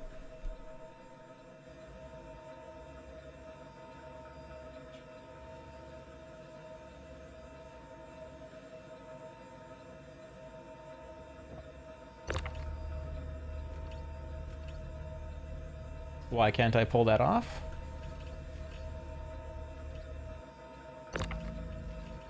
It's not counting it as a component to pull off for some reason, but those will pull off, okay. Ooh, those are nice cannons. Those are meta right now. Well, sort of. These ones are a bit slower than the ones that I'm using, but they do more damage. But I can't pull out the track. Oh, there we go. Just had to get it right.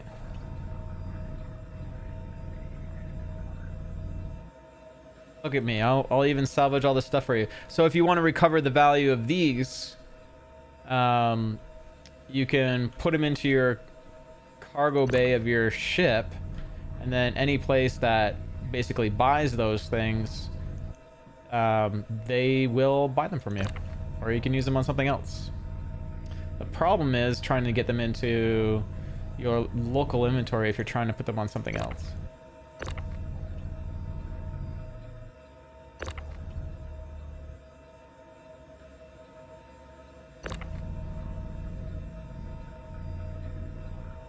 But yeah, we proved it on one stream that you could do that.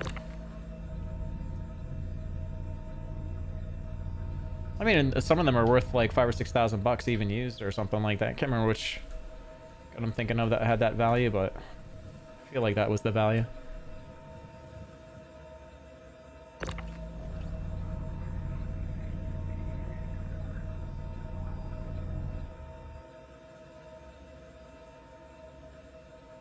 But this is kind of like the basics of what salvage is going to look like, if anyone's wondering. We go in and pull components off, pull components out if they're able to. I don't think there's really anything that can be pulled out of this ship.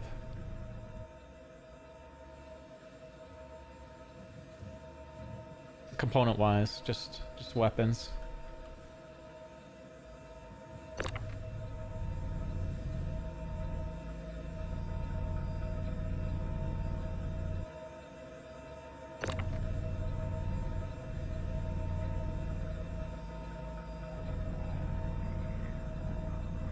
They're not really together, but they're mostly on the other side of the ship and underneath the ship.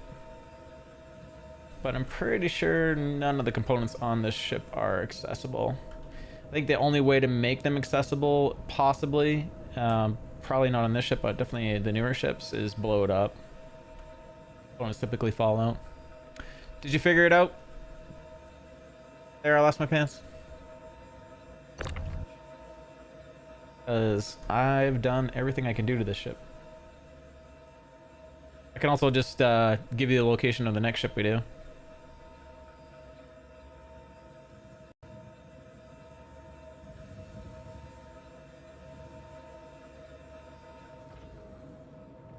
Oh, you got a safe place to log out?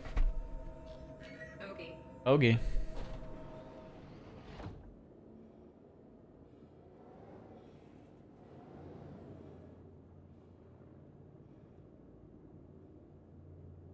Yeah, it is gonna be fun with Maelstrom and just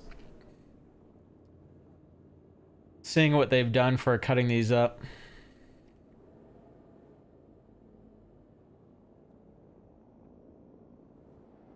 There, you can see all the guns underneath. I can't remember what ship it was we destroyed, but we were selling some larger components, internal components for the ship, by putting them into the C2 and selling them. There you go. Yeah, I'm over at Ida.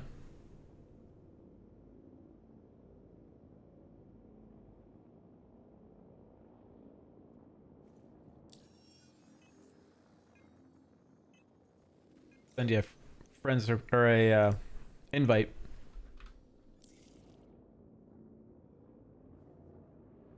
Ooh, a friend. Yeah. Better hurry up before I desync into it.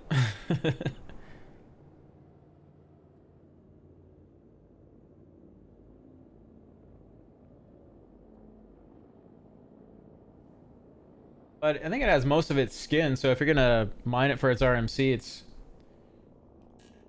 be pretty good.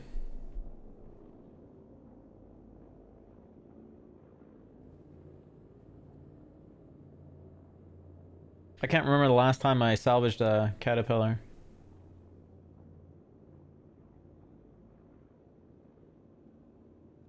In a bit.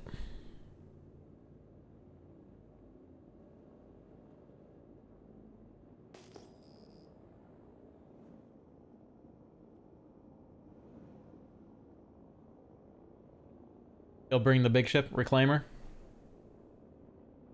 Yeah, just keep me in the loop of what you're doing so the I and the stream knows what you're doing.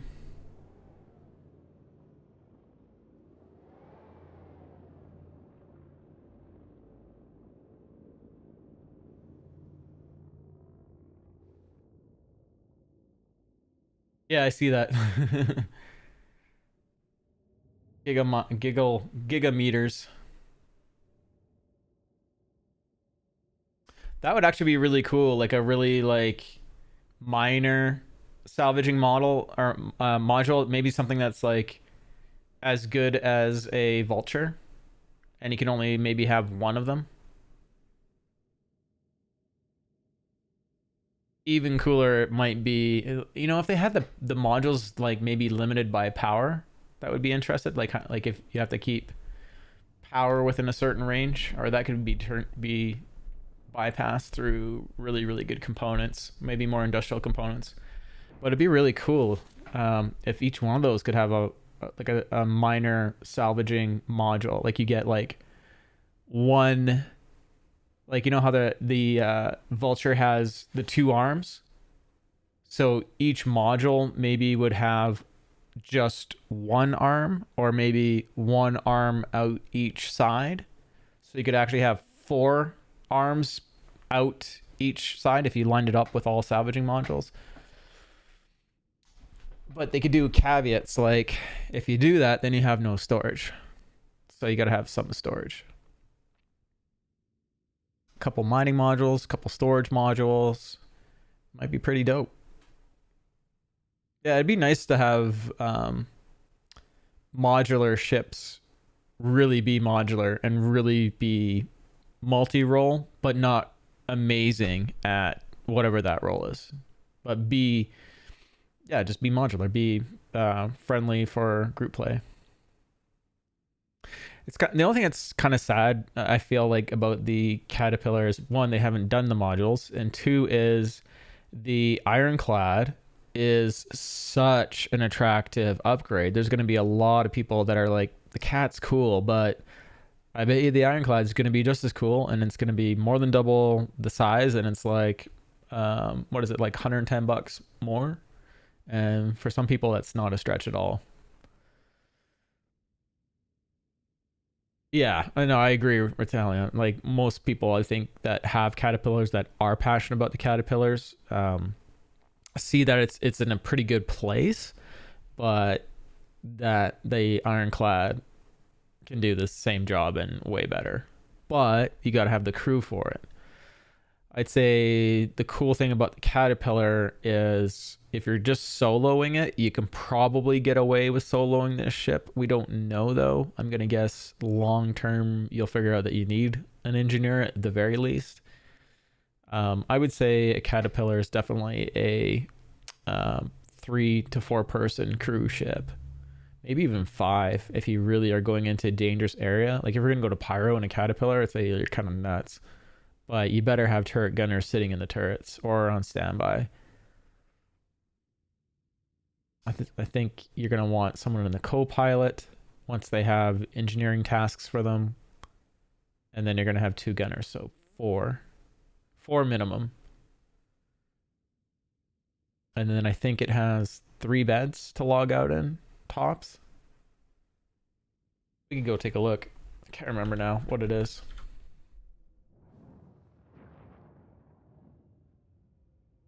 I think it's 3 beds.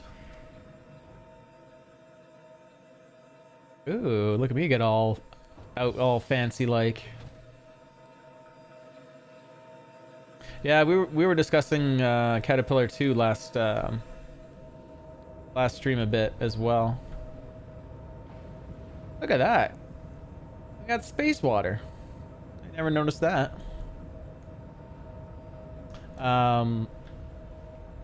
Yeah, that there's an old video out there where one of the developers, artists, is working on the modules, like showing concept modules. So we got... Yeah, this ship is set up for 4. We got 4 seats in the back. So basically, this command module is like an escape pod. This is about as escape pod as you get for Drake. So 2 seats in the back. Pilot, co-pilot. I don't know what roles they're actually going to have in those seats. I could see it being nothing. Especially when a ship is in just a command module kind of mode. And let's go check out the beds.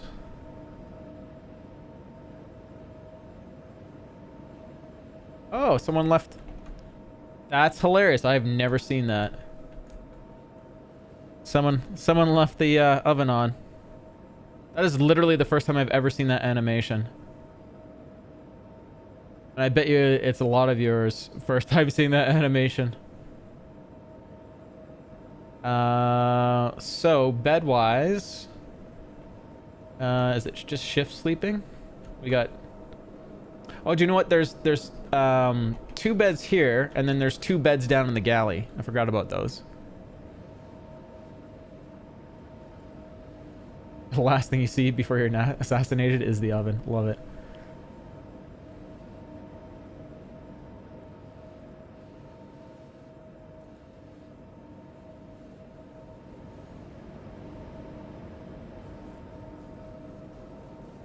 So yeah, it's a 4-person ship. Open flame, high oxygen. Oh, I saw a crazy video. I should share it with you guys. It was a short. I sent it to my group chat. Real life group chat. It's of a gas leak in a city, and it explodes, and it's freaking nuts. Let me find it on my phone. I'll send it to Discord, and then we'll pull it up here. Gotta find it first here.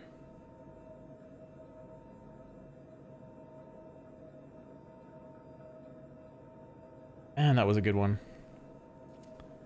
I sent it out yesterday. Yep. Sharing it to Discord in...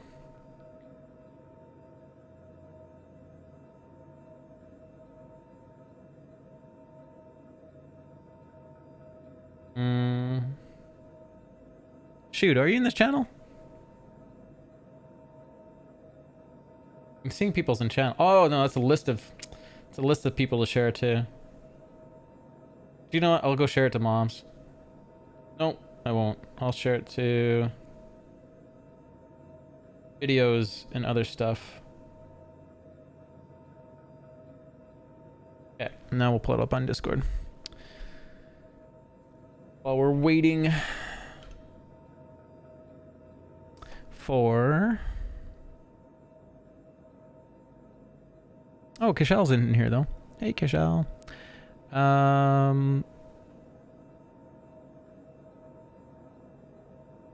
Where? Yeah, I threw it in videos. This is nuts. Watch this stuff. Here we go. Everyone pay attention. You should be able to hear it. Hold on. Do you know what? I gotta pull up over in this one. Okay. Full screen this. And for anyone that can't see what's going on, this is a street and there's a fog rolling down the street. So here it comes down the street. Emergency vehicles.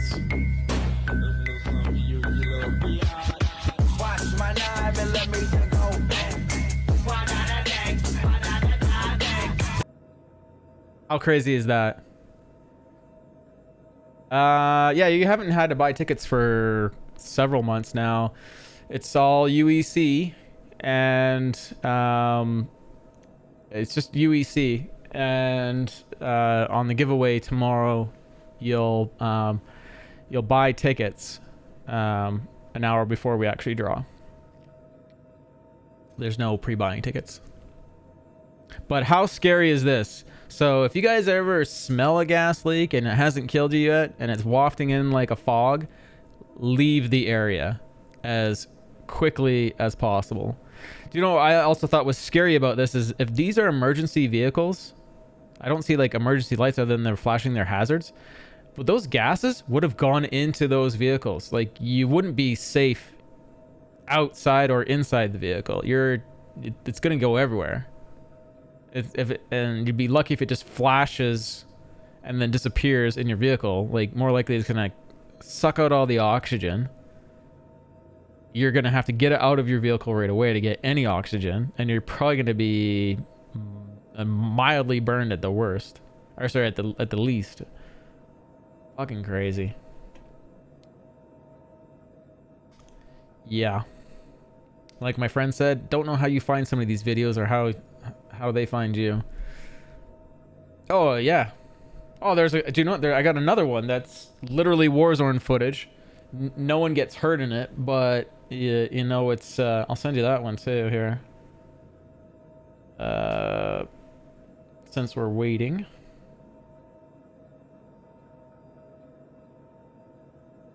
There's a funny Kill Tony one too, where oh my god, I'm not gonna show it. It's just so gross. The context is new comedian comes on this comic show called Kill Tony, which is hilarious, and they do like a 1 minute bit, and this guy, you know, they're talking to him afterwards, and he's got this bit about this kidney stone he had to pass, and he brought it with him, and one of the other comedians grabs the vial from him, opens it, and shows it to everyone, and then pops it in his mouth and chases it with whatever he's drinking.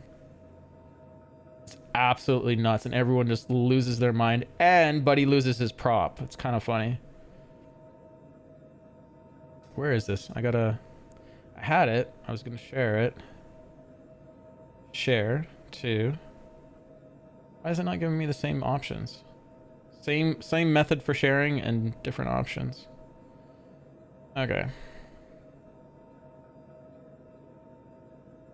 Weird.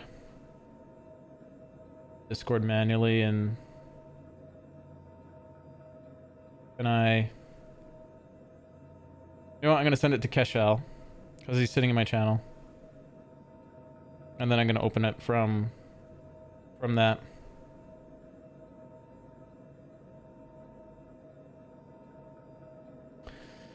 And then Keshal can watch it first, just before everyone else.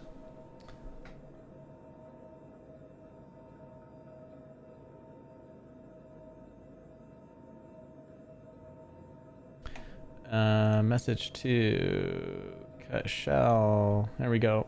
Ready for this, guys? Hold on. Hold on.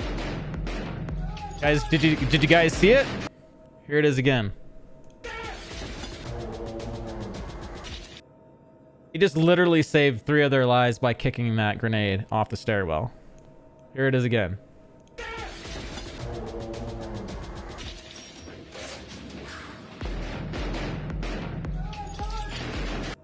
Right?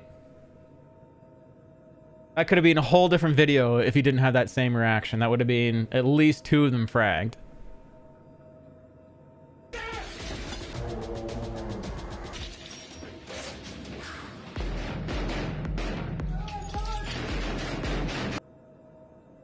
So nuts.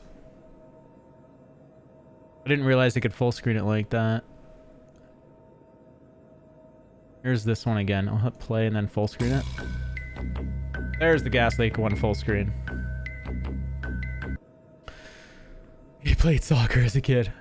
Just the reflexes of hearing that, knowing where it's landed, the luck of it, I mean, on being on a fuse. I mean, I'm guessing are all grenades I'm sure something are going to be impact and other one's going to be fused like that one. Like he's lucky it was fused.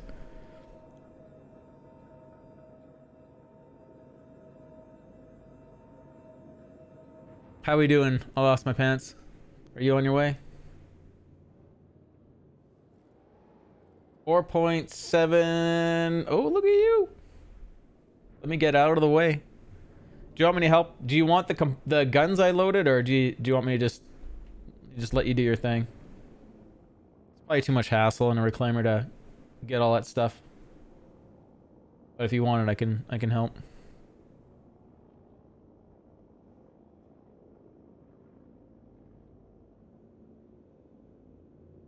You do you?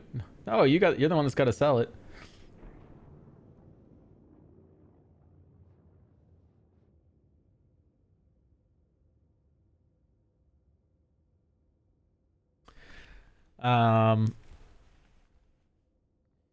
Yeah, I have so many great little shorts that I've come across in the last few days. Those are probably the best and scariest ones ever. Be thankful that you guys may never have to go into war in your time. I'm assuming that shot was probably from Ukraine.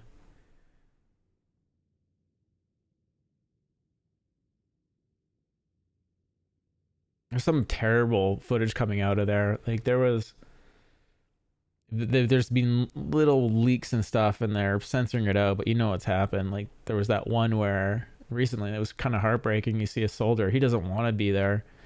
He just wants out, and he's got no helmet on, he's got no gun, and he's like praying to the person in the drone, and there's two drones following him. You don't see the other drone, and there's two drones following him, and then finally you see the other drone fly in and explode. That's how our wars are being fought now. It's so nuts.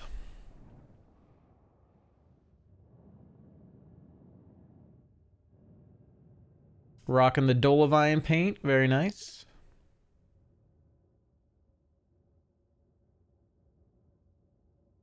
Gonna need to get a bit closer though to salvage that, right? I'd highly recommend doing a broadside salvage on it.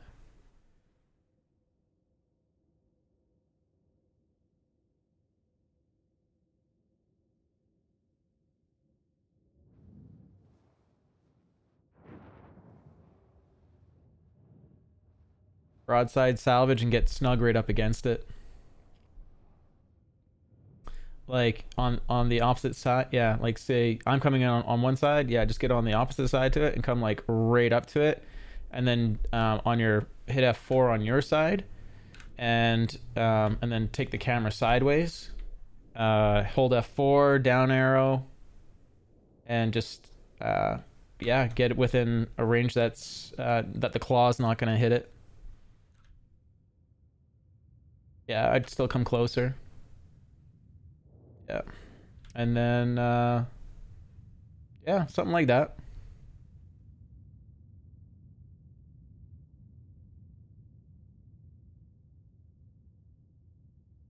Typically, I like to get the nose right. You'll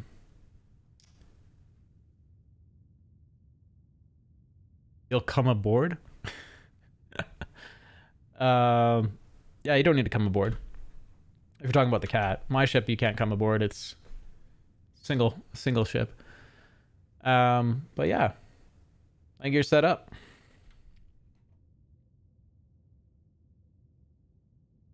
Oh, there's a mantis here. Security's here. I just saw it now. Hopefully I didn't get a crime stat for moving around or anything.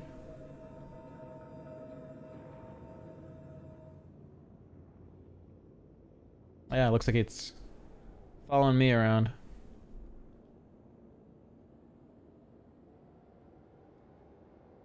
I've always loved how the security just tries to avoid your gaze. Got precision mode.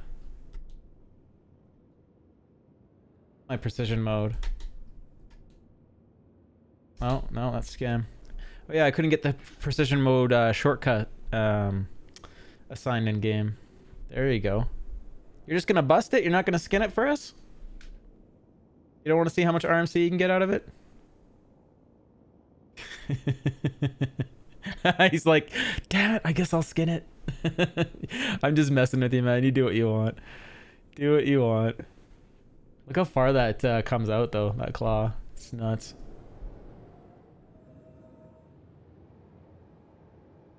Look at my cruise control getting stuck on.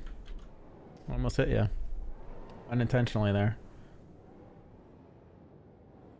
Anyways, you do your thing, and I'll go repair and kill the next one, and then you can follow me to the next one. Hopefully won't be an Atmo.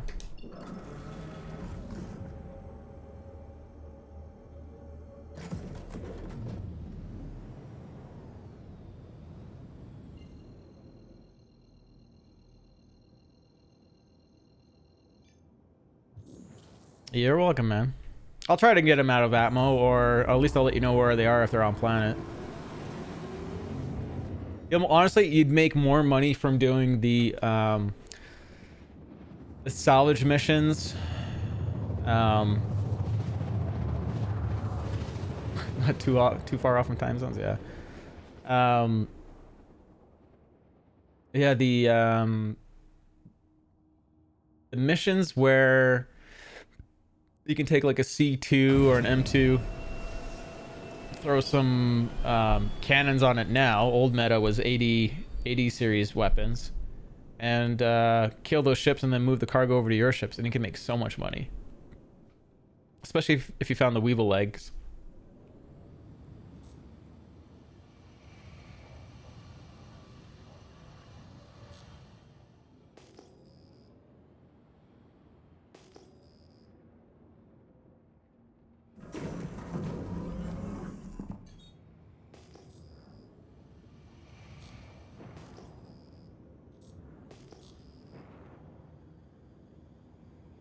I love the new lights. Sometimes it looks a little ridiculous from distance, but it's so nice that they're there now.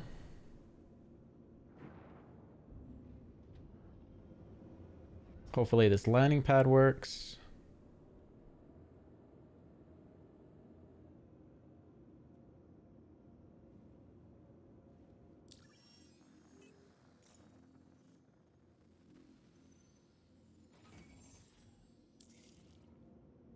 Gonna shut off my ship and just go in and get food and drink in my character. Is anyone new out there that maybe has questions about that mechanic, or in terms of food and drink, or what this building does in particular that I'm going into?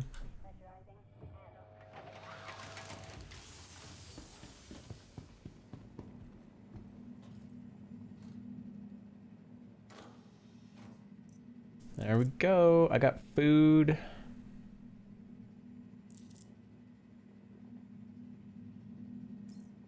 And some luck's already on me, so...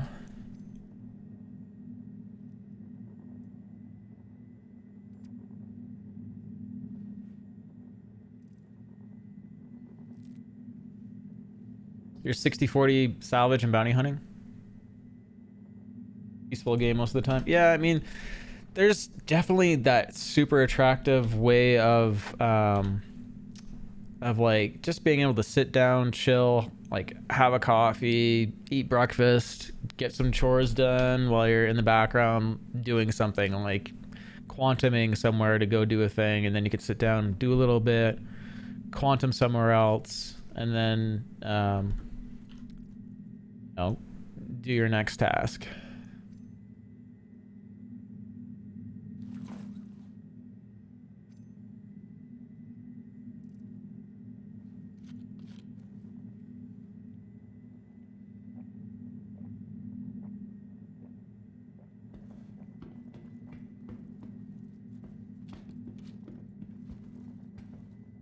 Someone else is here. Bottle has been dropped.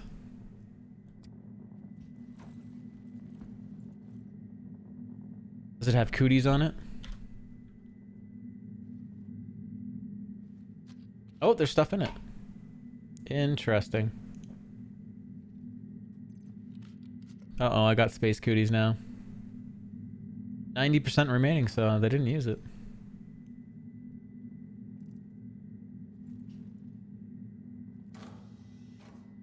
Oh, there's a Lux in there. Yes.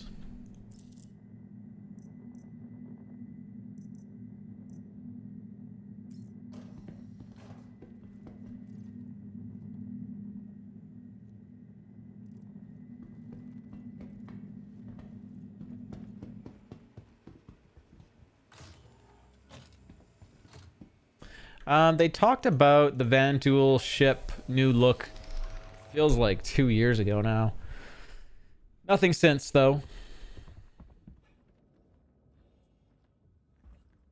My understanding, and I think some of the community's understanding, is we may not see those looks until Squadron 42 is released. Kind of like a surprise kind of a thing. Well, welcome. Welcome to my stream, and how's your experience been with Star Citizen? Are you up to date on your patches? What's your favorite ship?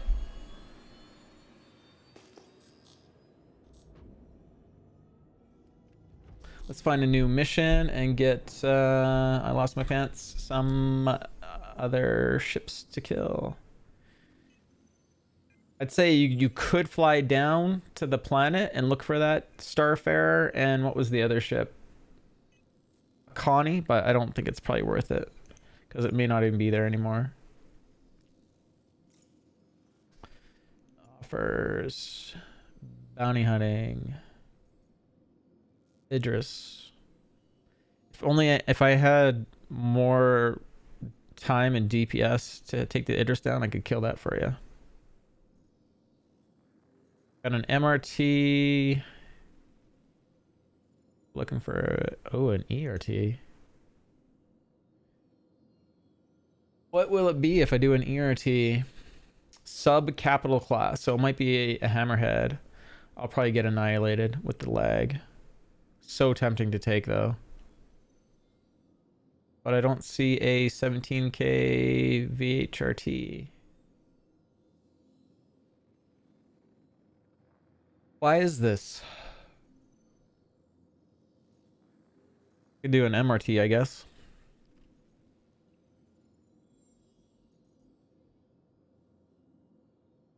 Darn. It'll probably be... I can't see it being anything else than a hammerhead.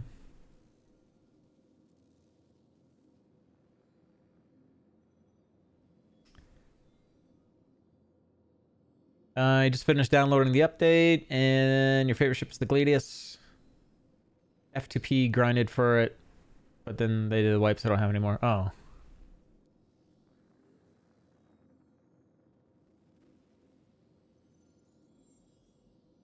Yeah, there was one of our viewers on that popped into Discord the other day, and they, for some reason, I'm not sure if they ever got it recovered, but they had their all the ships that they bought reset.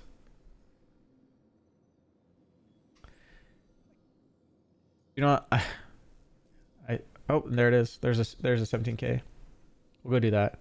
I mean, I would grab the other sub-capital class one, but it'd probably be a hammerhead. And with master modes, I don't know how long that would work. Try. Right, let's go now. Now I'm gonna go look for it. Now we're gonna go do it. There's another player bounty.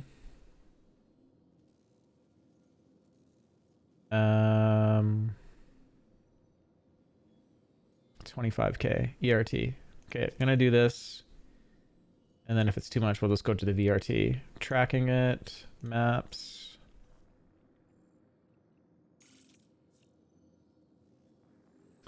It's over on Hurston. It'll be an Atmo. It'll be a hammerhead, and I will get annihilated. That's exactly how that is gonna work. You watch. You watch, folks. Watch Marcus get annihilated.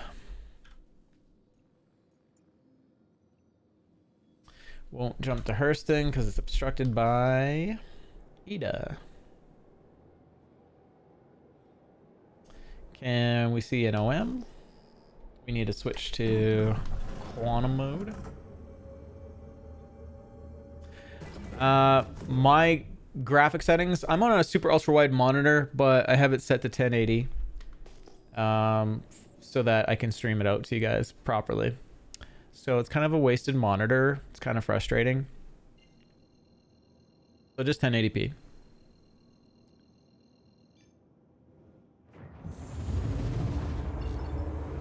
Just ram it, says Kashal. Dude, if I rammed a hammerhead, I would die in this ship so easy. I mean, I guess I could fly ram, like fly to it, eject, ram it. Where's Hurston?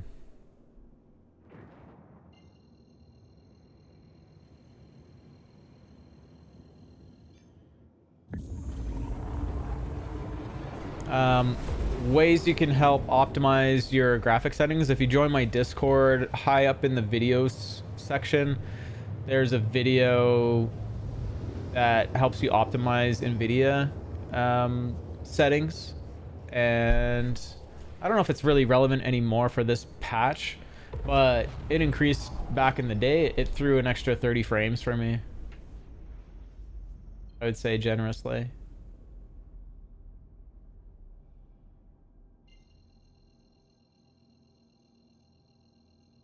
I might have to do a little Atmo flying to get to this one.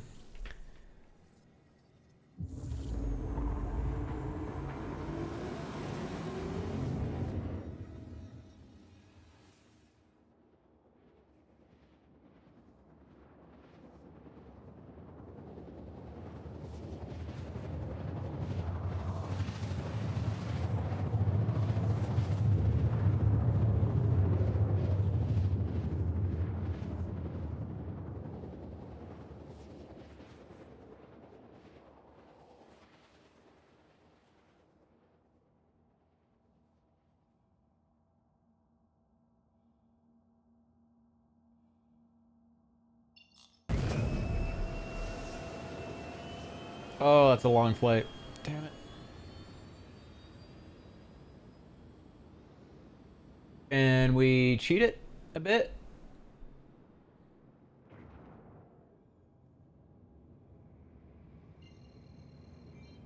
Let's see if we can knock off a few 100 kilometers.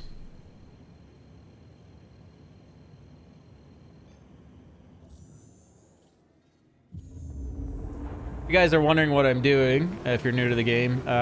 Basically, you can cut your engines. You can cut power to the whole ship. I guess engines too, right? No, it's not an engine thing. It's a... You gotta hit the letter U. Shut off the entire ship.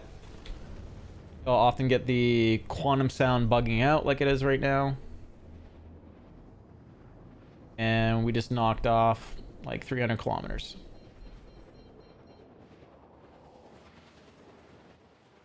Downside is quantum sound bugged out until you quantum again.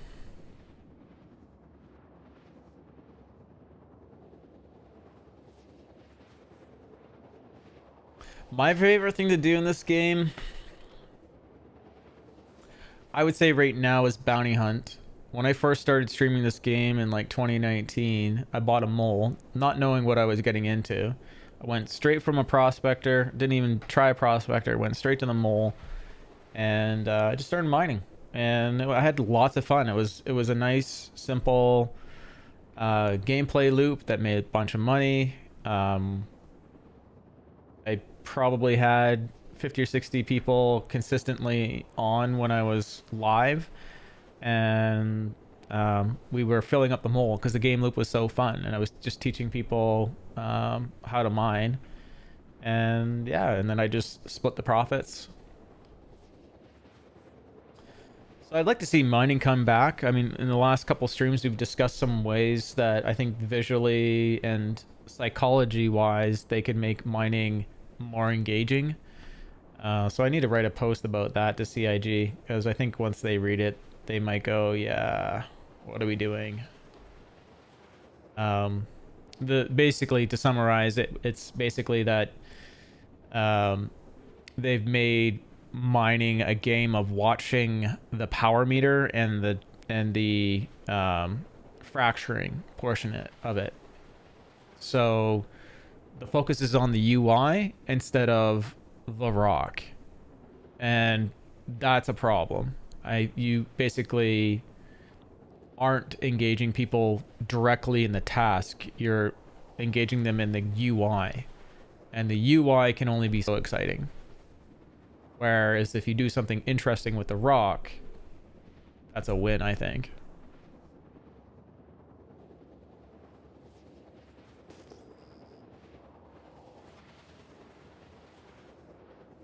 Sorry about the quantum sound. You guys are just gonna have to tolerate it until we're done this and then quantum out. But yeah, you guys can cut off power to a ship at any time with you and power it back on. Sometimes you have to hit I to get the engines back on.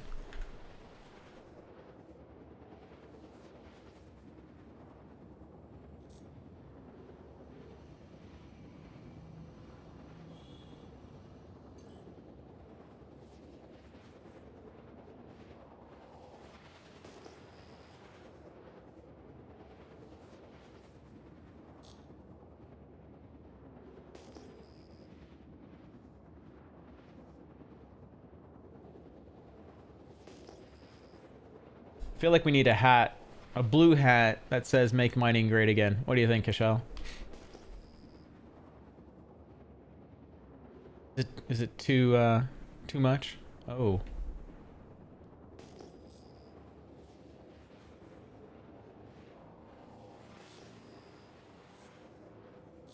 What do we got? Corsair.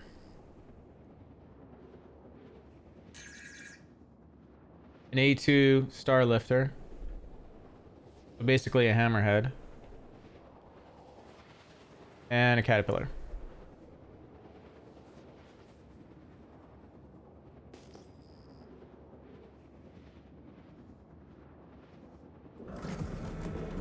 Now we gotta get them out of Atmo so you can salvage them properly. And we know it's at least 35k in Atmo. We're at 10k.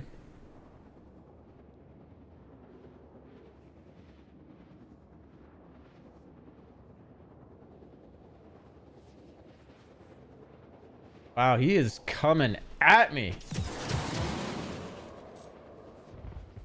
Like, no delay there. He wants a piece. Holy cow.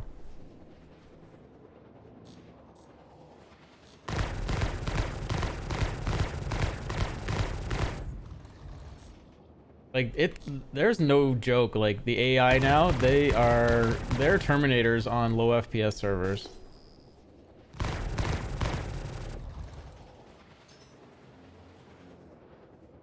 Look at this Corsair coming in. He's just like, dude, I'm gonna annihilate you.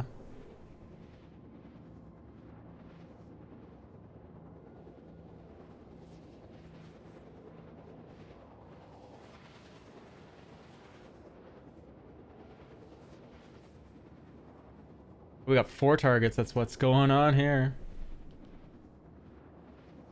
I annihilate the Corsair.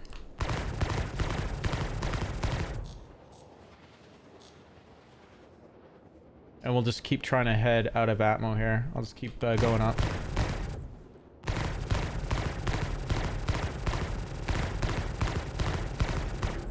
Damn. That is too close.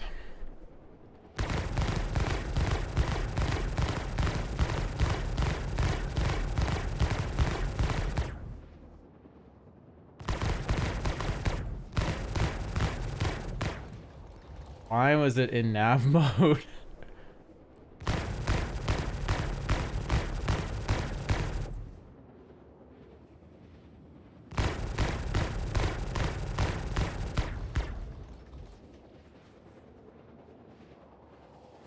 There's another ship that's closer to me, I think.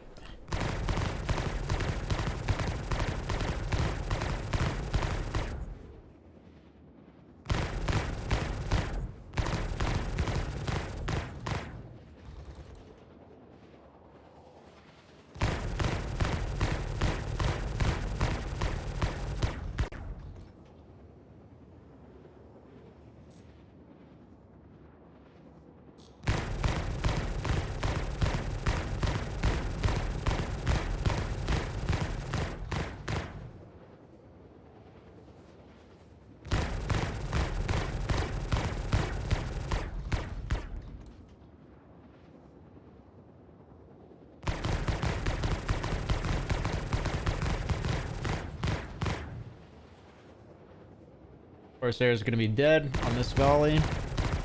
Maybe? Oh. Back half's almost dead too.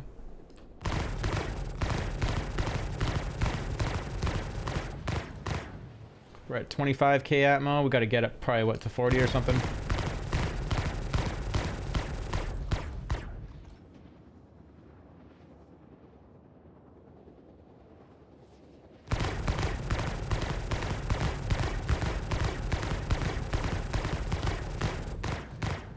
Wow, I was wrong about how quickly that was gonna die. 27k atmo.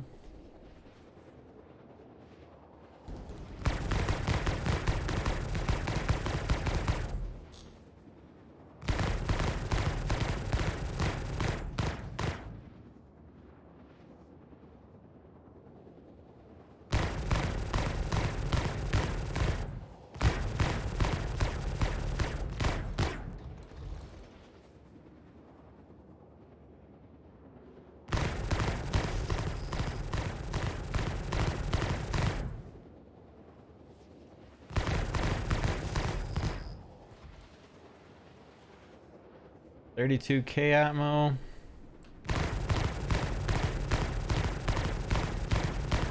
It's so much safer for me to engage these large ships too out of atmo.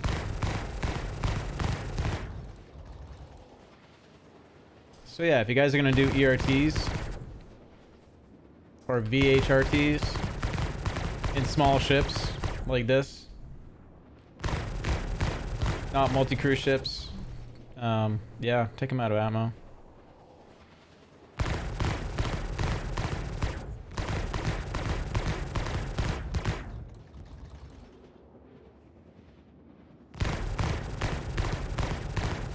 $37k.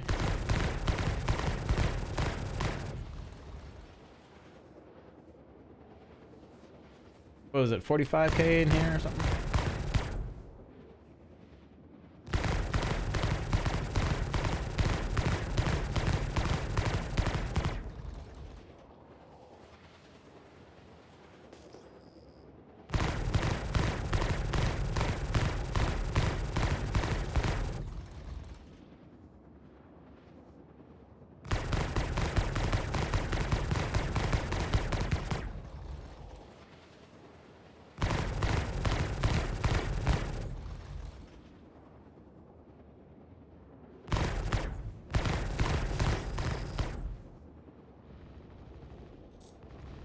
Woo!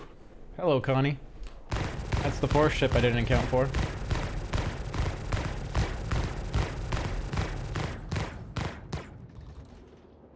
$42k.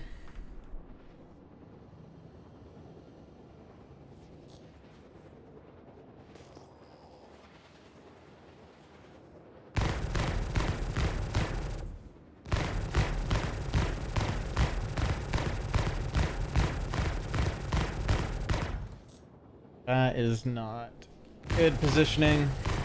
If there was no lag, I would be dead.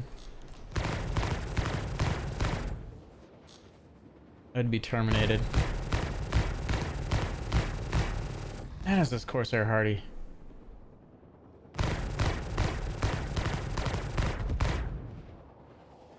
Still not out of atmo, so that ship will fall back down. I would imagine like a 50k maybe will be out. Ooh, getting hit.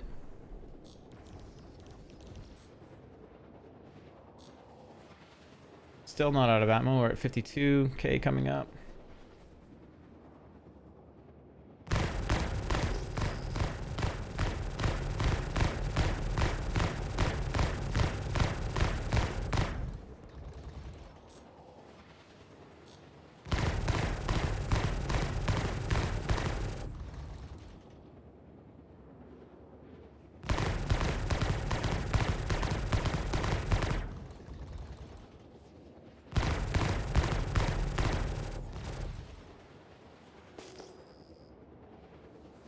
$55k.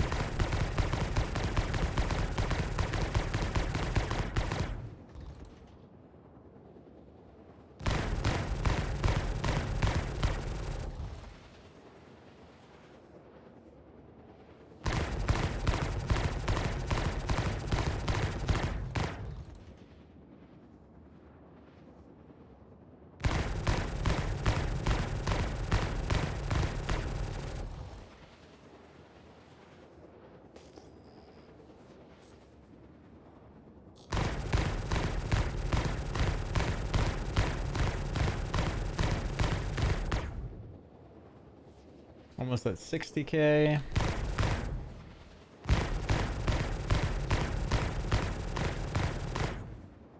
Damn it, what's Hurston's atmo height? It's so high.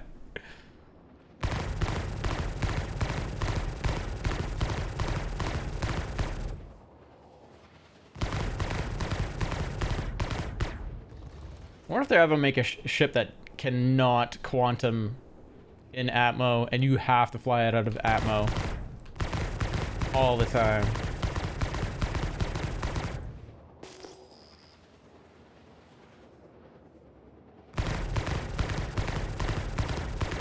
It almost seems like a big ship kind of thing.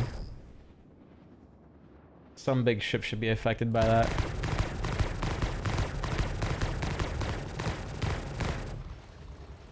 Or maybe by like a class of quantum drive cannot be launched in atmo. That would actually be a neat characteristic.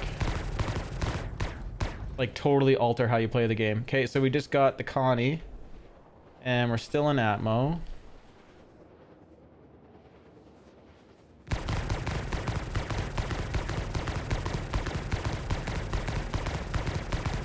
$67K up.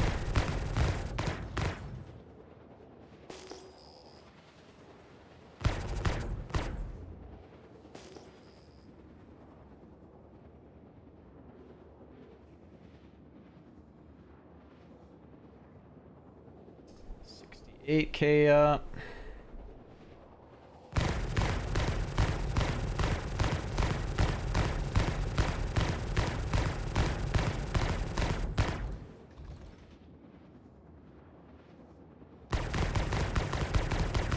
I'd really like some like extra controls on our weapons so I could like put them on a hotkey, so if they get damaged and they can't fire, I can actually just power them down from a hotkey, and then all those extra... Oh, are you serious? I just got a crime stat 1 because a freaking cop caught me and I didn't stop for it. So dumb. Whatever. So used to these bugs. We're at 72k atmo.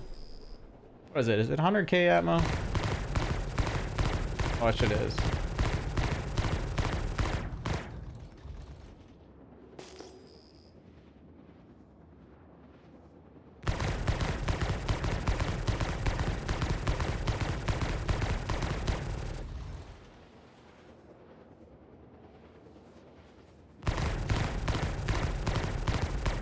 Would I recommend you using DLSS? I'll pull up my settings. So I didn't realize you maybe meant those settings.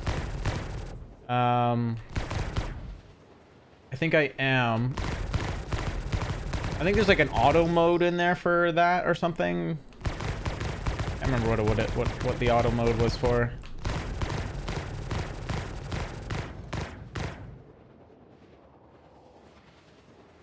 Come on. Fly with me. Do you know what? I didn't turn the music back on.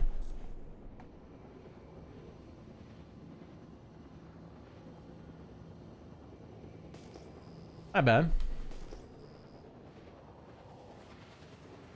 2 hours and 37 minutes I've been streaming live. And I forgot to turn the music back on. 2 hours and 15 minutes ago.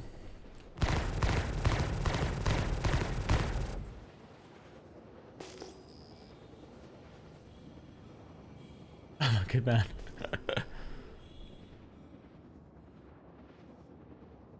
Come on, boys, follow me out.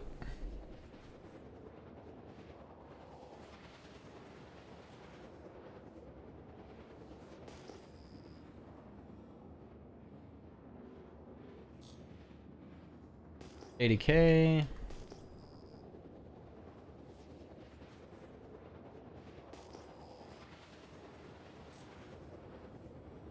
Ever feel like the AI is like, do you know what? I'm gonna go kill this mantis.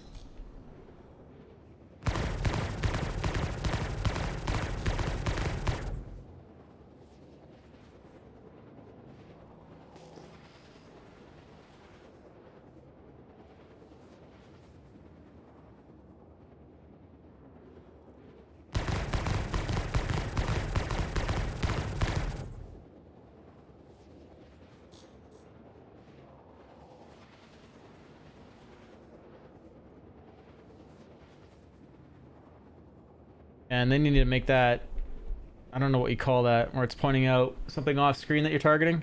They need to make that track wherever you're looking instead of like making it like my helmet's not on or not should not be looking where I need to be looking. 83k up, come on, let's go.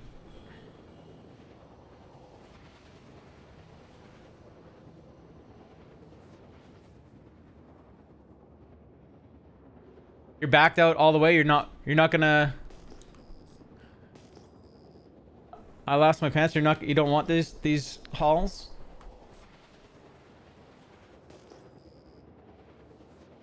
I guess I'll just blow them up then.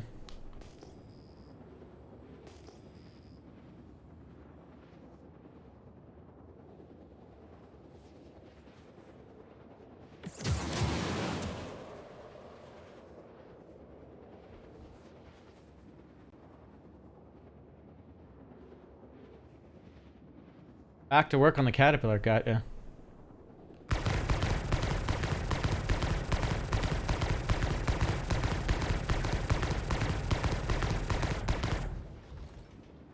Ah, did I just miss those last 20 shots?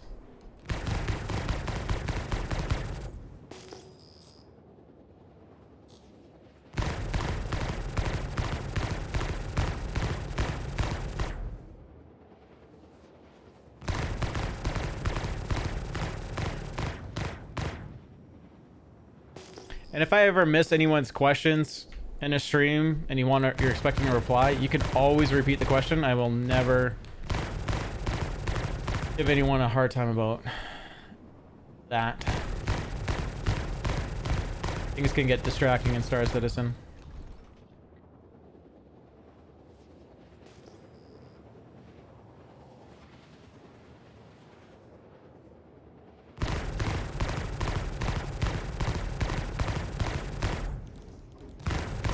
Wow, I stopped for 1 minute, 1 second. Getting hammered.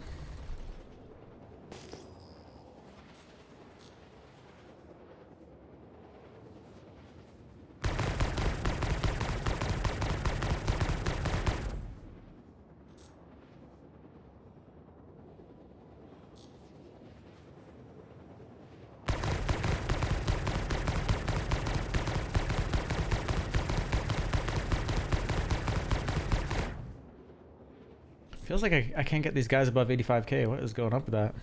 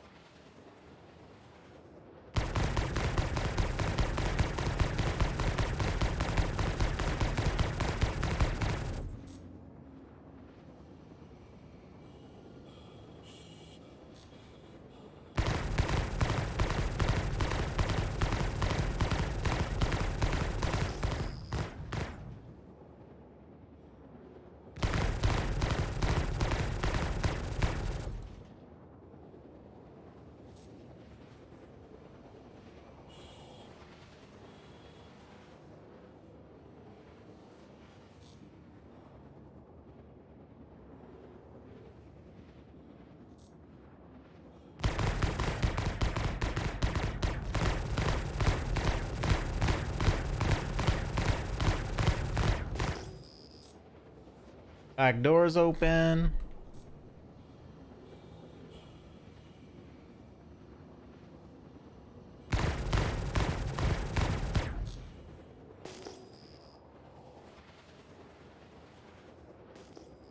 Come on, it's got to be 100K. Come on, follow me.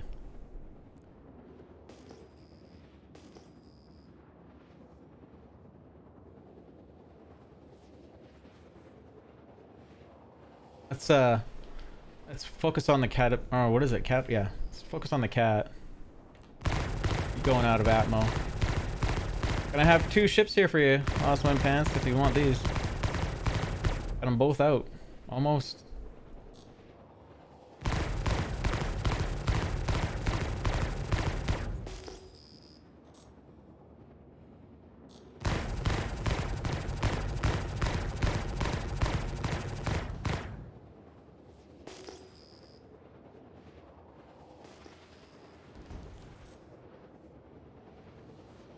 $100K even to get out of Hurston.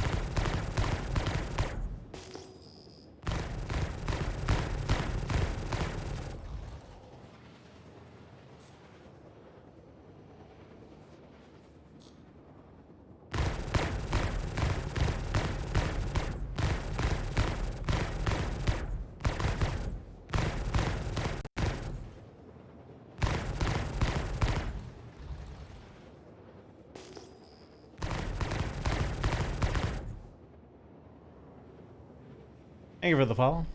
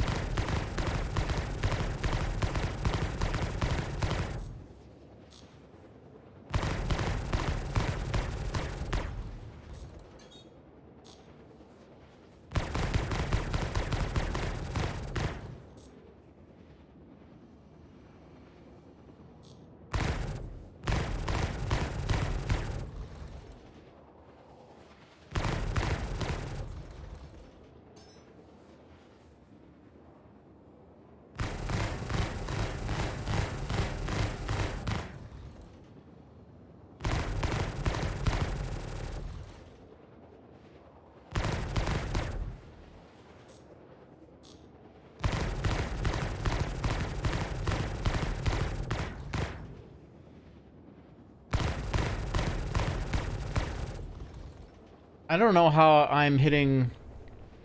Guess I'm just targeting the back. I really don't like how shields work.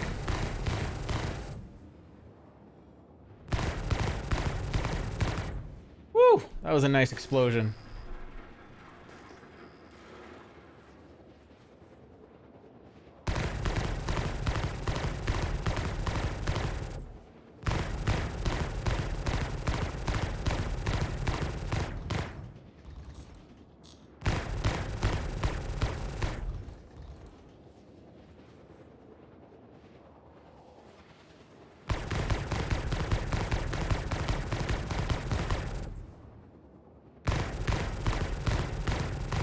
This ship, when crewed by a competent AI, should be just about as scary as a hammerhead.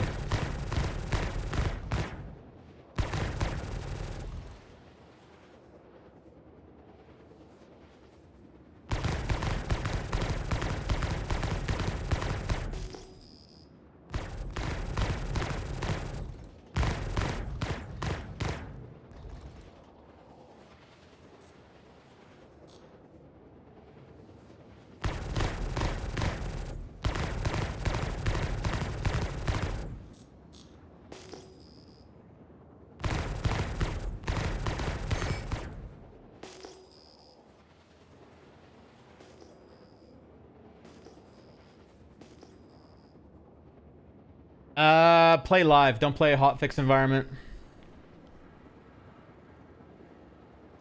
The only reason you want to go PTU is if you are willing to report the bugs and stay within testing focus, or know what some bugs are that you feel are maybe they need to be documented that through patches, and see if they fixed it.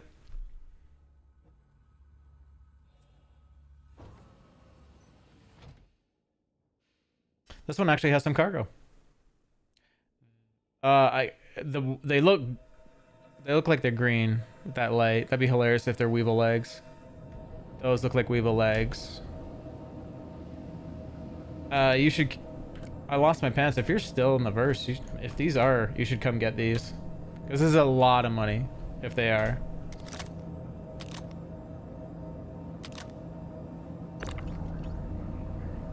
Those are Weevil legs. I'm here, he says. I'm here. Yeah, if you're here, then open up those open up those hangar doors. Maybe there's something on board the Caterpillar as well. I'm gonna leave this right by my ship.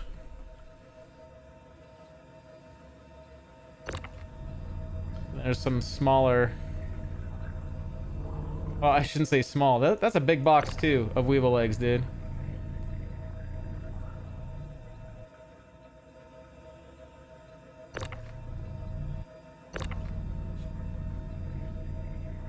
Another bit. Well, I'd say, yeah, still a good chunk, man.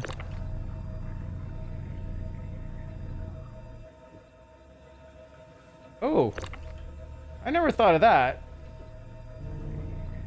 dude. I wonder how much these sell for.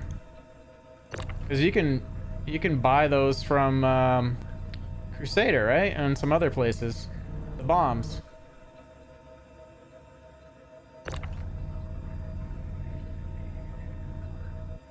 Man, didn't think about that till now. I bet you they're a chunk. Like, a torp is 20k. No, is it 20k per torp? So I would imagine if you could sell these for even half, they're 10k a pop. One's missing on that side. Weird. Did it must have fired. Must have fired some bombs at the back. That's hilarious. That, or they're making ships have different inventories for like weapons by default, which is an interesting concept too. Oh, there's some gold here too. That's worth some money, this patch. Definitely not as much as those Weevils, but another gold box. So I lost my pants. Are you, when you said you're here, are you actually here? I guess I should just look.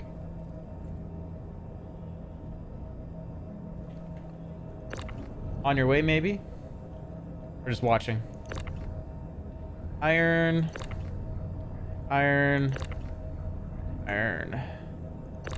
Quartz. You're heading over? Good. Because, I mean, I wouldn't want to miss out on this if I were you. Free money. And a game loop. It's more of the... for me, it's always about the game loop. Scrap.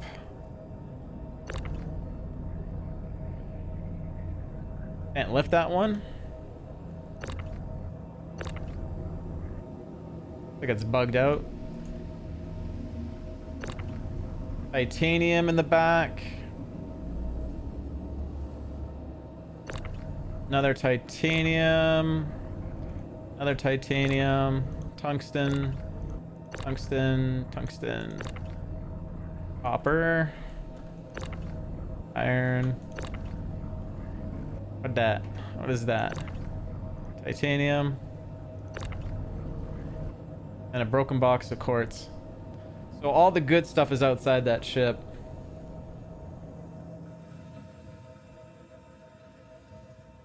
I'm gonna go track down the Caterpillar. You won't have any annoying questions. Don't worry about that. Last time I played was 2 years ago. What things would you recommend I check out that has been added since?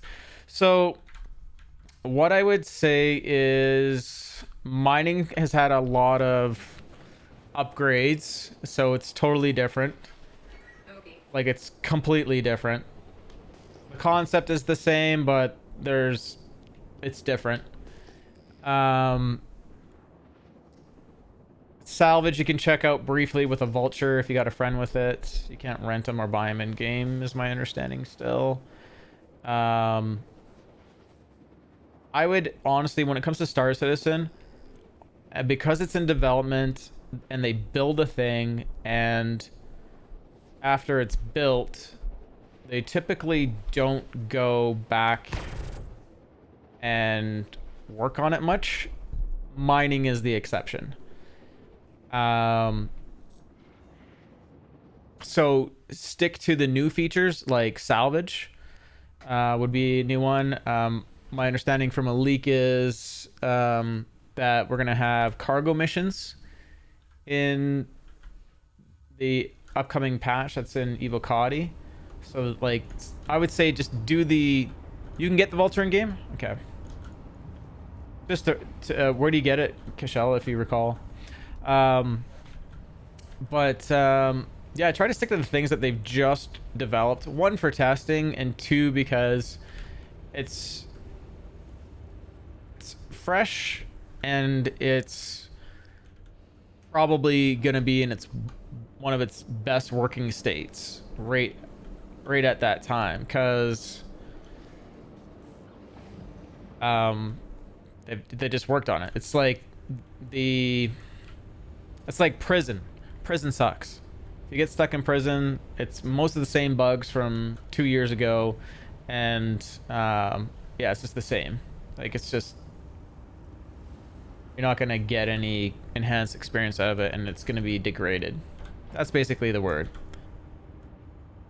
The older the thing that they've made, typically it's degraded.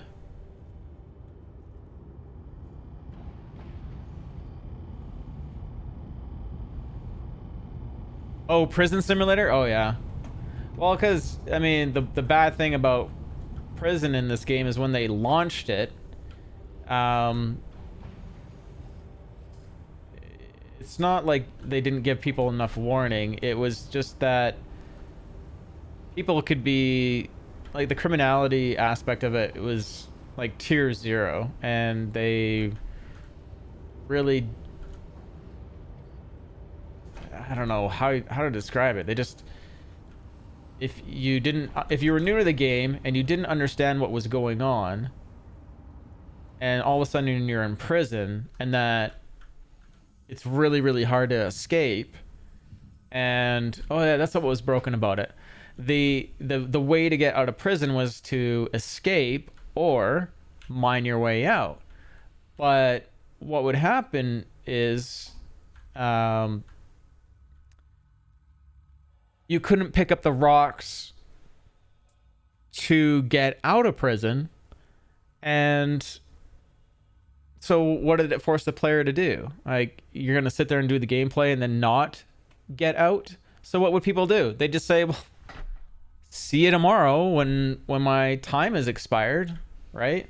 So it's kind of like a negative consequence to that one being launched. And I've been saying it for years, and it feels like they've sort of grown out of that phase of it, but there was definitely times where they were releasing stuff and breaking the game, and my concern was always for new players, because they come into the game and then, you know, they spent at least $45, they get all hyped up about it, it looks awesome, and then they're stuck in something. They're stuck in prison or some other weird bug. And it's, you know, it's game breaking. That was a game breaking bug.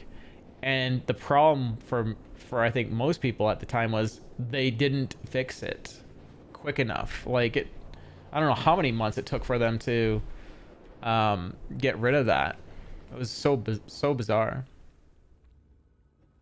Then again, more recently, oxygen use in the prison mines was like 1,000%, and you should have been what it should have been, and you could reasonably mine.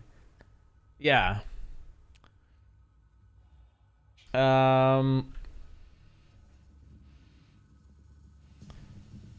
It's funny, the last time I was in prison, though, my oxygen was going down, so I don't know. I didn't try to stick around and see if it changed, like if it actually did damage. Like if you just let it expire.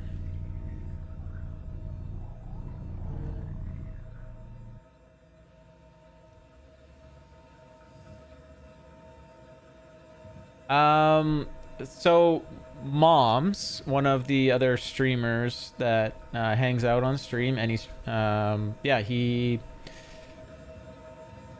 checked it out, and I think like, and I've checked it out not too long ago, and I think you could pick up stuff, and the the AI in it would also have rocks in their bags and stuff. But I think there was still a bug where it just wasn't working so smooth. I can't remember what it was now. I wish Moms was here to boot us in that. But he regularly goes in and tests prison just to see if those bugs are fixed. Look at that spin for no reason.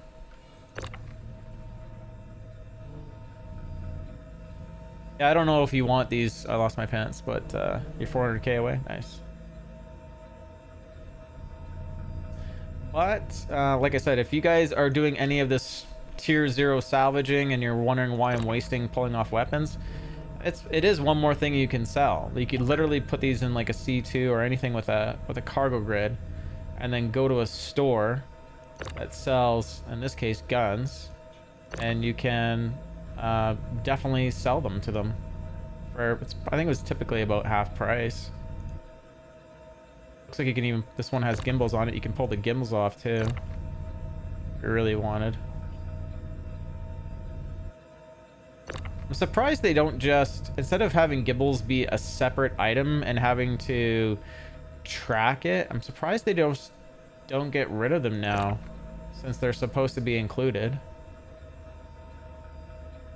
They have, like, it's kind of like, it's just like unnecessary tech in a game to have a separate component now.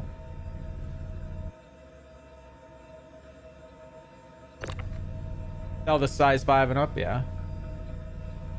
I mean, that's what we got back there.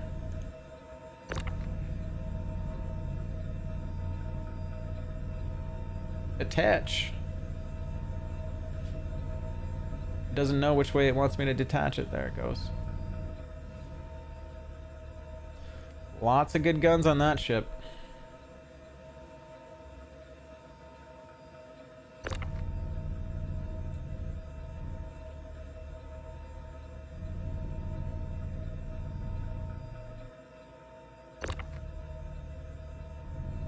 And so many guns on an A2. It's...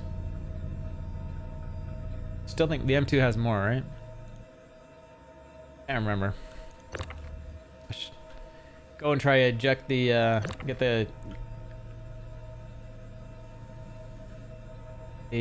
guns open on the ship. I don't know if an open all command would work, 'cause that's not a door. I don't know if you guys know what I'm talking about, but on the top of the Hercules series there's a gun mount right here, and it's closed in the state, and you'd think it would be, it should have been open because it was attacking me.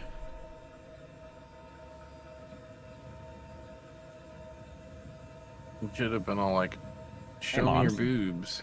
How you doing? And so then the ship would have been like, okay. I got weevil legs in this. So many. Or I should say I lost my pants got the weevil legs since. Oh, nice. Yeah. There's Well, if he lost his pants, right, where's he hiding the weevil legs? Right. So there's one here, 200 kilogram one, and another 200 and an 800.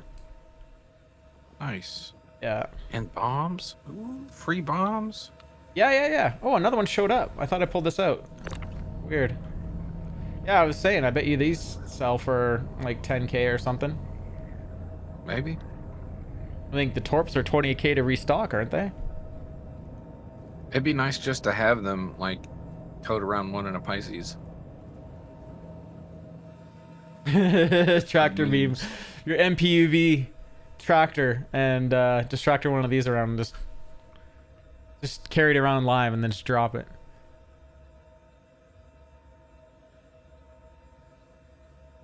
I think they gotta be armed. Like, they gotta go through the full launching process. They don't, like, launch after you drop them from a static height, which is kind of dumb. There needs to be a panel here where you can set it for altitude. Yeah. And turn it on and arm it. Well, technically, it does that already internally. Right? Yeah. Air fusel. It is a Moab, yeah. Because they detonate above the surface. Well, I'm saying manually. If you're gonna manually do it and carry it around in a Pisces or MPUV tractor, yeah, then you should have to do it in a manual. They're basically inert unless they're launched by an A2, which is kind of dumb. Yep, I agree. You know what? I shouldn't screw around with that because it could kill the ship by accident.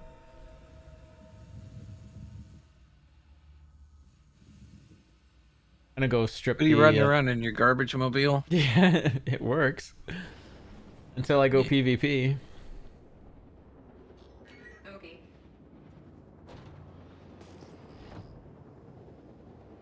So yeah, Hurston's Atmo was 100K, so I had these guys follow me all the way out of Atmo. It's no nice delayed gratification though, so you got some actual weevil eggs. Yeah, well, I had no idea it was in it. I could have maybe peeked, but just opted to keep focusing on getting them out of Atmo and then killing them. When are you gonna shave your weevil eggs? All right. Put it on stream. That's what kiddie pools are for. Probably get banned for it or something. The beard trimming stream. The ASMR beard trimming. Do it. Do it. No. I want to see how it goes. Like, yeah, we need to every chance we can to market the way coin. We need to show these people the way. This so they can invest in the way coin and then be able to afford a lease on an Alcaid. Yeah. So what were the problems in prison that you were saying? We were just talking about prison gameplay and how there's so many problems like in this current patch that I haven't even screwed with it. Like, it's way worse than it used to be. Yeah, and that's what I would do. Like, for the first week or two, I would straight just do prison gameplay. Yeah. Just to make sure that all the bugs are fleshed out, and they never were, right? But now they're like way worse. Yeah. Now there's like no missions. There's absolutely nothing. No AI spawning. It's like it's way worse. That's what I'm telling you guys. Like, and the oxygen bug. Yeah. Where you just kill over dead. Yeah. Well, that's what I was saying in stream. Just was that like they're asking what content they should go play, and I just said the stuff that they've just recently developed is what you should always be playing, not just for testing focus, but because degradation of what they build. They build stuff and then they hardly maintain it. They're so focused on building the rest of the game. So focused on the future, they can't see the backers they're dragging behind the truck that are half dead. Right. I don't know how many times I've heard that, people saying I won't be able to play this game finished. I'll be dead before. Well, some of them are factually accurate. There have been like several people that are like serious backers that straight up either died from illness or just old age. Because they kept on buying Star Citizen ships and they couldn't afford to pay their medical bills. So no, I mean, Star Citizen is killing people, moms. Games don't like take 20 years to make. Yeah. And they shouldn't. Well, to be fair, Grand Theft Auto took 12. Red Dead took something similar. But they released. Yeah, but they were didn't also give us this nonsensical yeah, thing like, oh, we're gonna just quasi-release this every how much 6 bigger is the months. game? We're gonna though? have new junk. I think we have to be fair. And how much bigger is the game? No. No, we don't have to be fair. We don't have to be fair. No, we have to be consumers. Because that's me. You don't sit there waiting no. for a taco, complaining about how long it takes to get the taco, but then everybody's like, "It's an alpha taco." Alpha Nonsense. Taco. Alpha taco. You can see this give taco. Give us a sellable product, and then we judge. That's it. That's the dynamic. You don't get to change the dynamic just because you want more money. What have we started? No, fucking have they learned anything from the PlayStation debacle? Apparently not. They already got the money though, so they're in control of the product, so they don't have the worries of what happened with PlayStation. That's the main issue. Well, the backers created the circumstances. The other thing was that input can be deleted, like any negative feedback can be deleted, which it typically doesn't unless it's nonsense. Okay, I'm just giving the problems of it, right? Of having it set up, like not being accountable through like Steam and community evaluation, right? Yeah. People want to check out Star Citizen. What do they see? They see Spectrum. They can go see what people are saying here and there. But you're gonna get that spectrum of thought. So like nothing's like a rating like they have on the Steam store, where one day it could be 90%, everyone loves it, and then you get they do something dumb and everyone's like screw you, and they switch it, and that can affect their sales because that recommended product is instant feedback on it. Well, that's one thing, is they own the platform in which we get to review the product. Yeah. In a sense. Yep. They don't own every platform, but they do own the main platform and where it's discussed and the information flows. One thing I would say that I think is very fair for me to say is that they don't censor what happens on Spectrum unless something gets ridiculous. Yeah.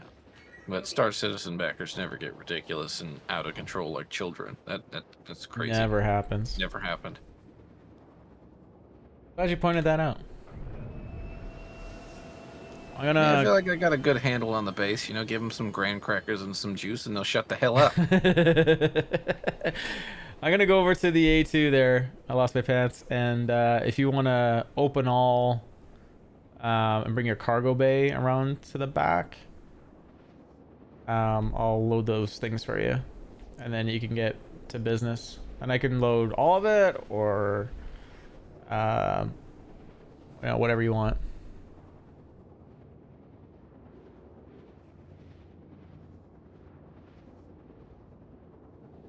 Die Maker, do I have a CIG subscription, a monthly subscription? Yeah, I subscribe every year, and then I use the discount coupon to buy more ships. You got that Big Daddy subscription. Yeah, and then I can also give those subscription stuff away. This was another reason for getting it. And I have given actually most of my subscription stuff away.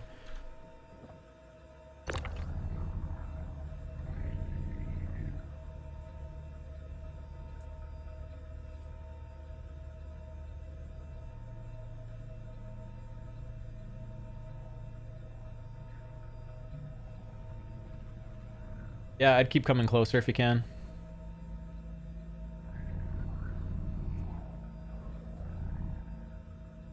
Yeah, just keep coming forward.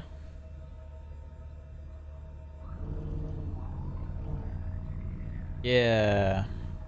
Keep coming. Looking good. Let me know when you're gonna stop, and then I'll head over there. I don't wanna get bumped. Are the reclaimer paints in the sub store? Yes.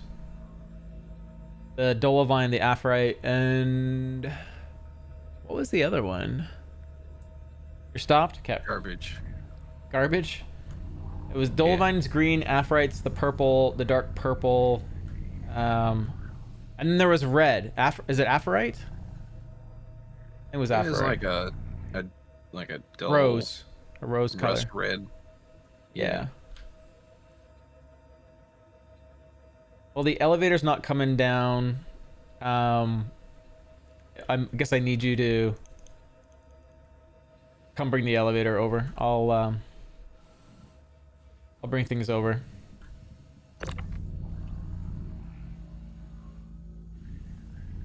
Oh, there's a weird bug. Look, it's giving me attachment points on the caterpillar that's off in the distance.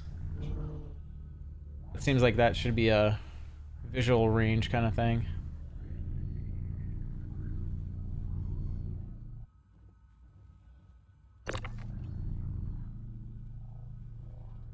Y'all scrapping everything, huh? Yeah, I'm just messing around. Doesn't have to take everything. I mean, the main thing is those weevil legs. There's 2 more boxes. And there was a couple boxes of gold. And then I'm curious. I don't know if he's gonna go sell those weapons. I'm curious what those bombs will sell for.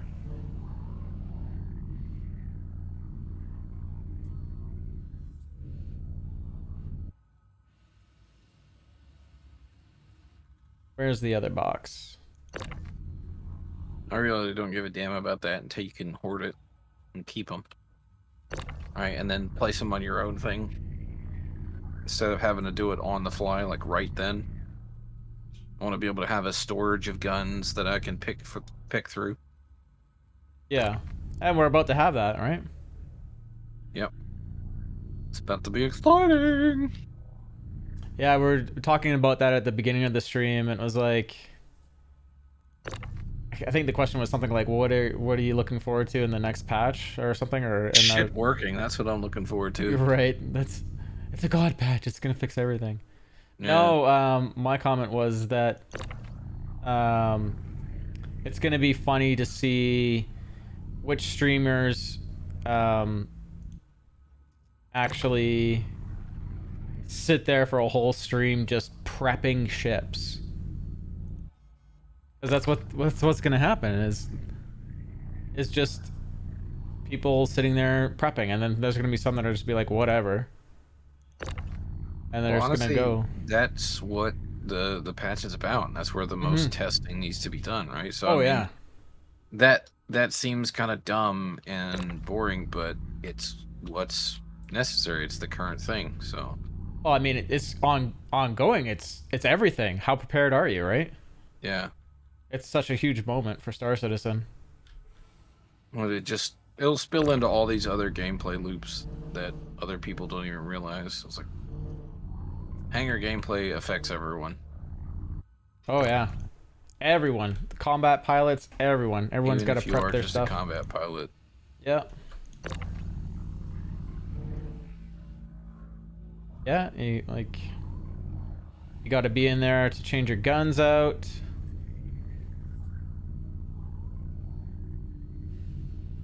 There's another box of weevil legs.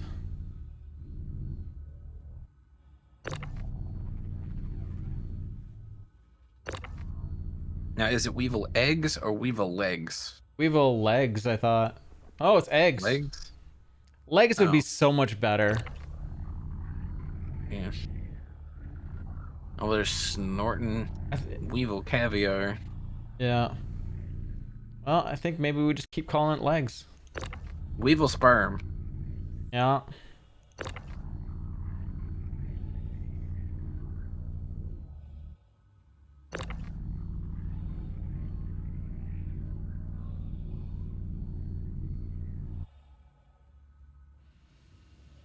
I think that's everything. Oh, one more.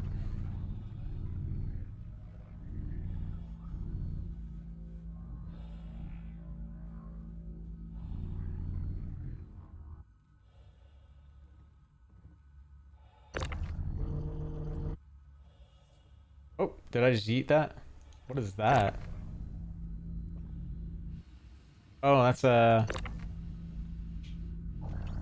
gimbal mount. Yeah, weird. Those are not worth much. Now, that tiny thing could blow up the entire ship. So Really? I'm gonna rattle it around. No, I better not. yeah, He wants to salvage you it. can run Not into anything in space and just get gold. destroyed. It's ridiculous.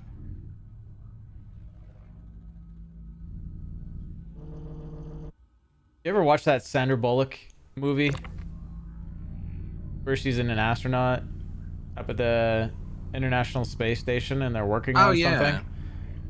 What a great movie that was in terms of just like the action. And then they gave you like, what, 30 seconds to breathe near the end of the movie? Well, the crap thing was is like they kind of accurately illustrated how debris is moving at like 10,000 miles an hour. Oh, it's insane. And like a fleck of paint can like literally just shoot right through the space station and just obliterate it. That's why space is off limits for war. It just, one thing can just cascade. I think we should say screw the rules. If we're gonna have war in space, why are we having rules? Rules? Just do what we want. Screw space. If you get obliterated by a speck of paint, that's your own problem. Can you imagine if it was a speck of paint that destroyed? Oh my god. Yep. The ultimate disrespect. Sometimes you just gotta clean up after yourself, right? Yeah. That's why all spaceships will now be made of paper mache. No exceptions. It's funny to me that they have satellites that are tracking the space debris. And there's a lot up there. It's not like there's like 10 pieces. There's like thousands and thousands of pieces. Like, it's crazy how many.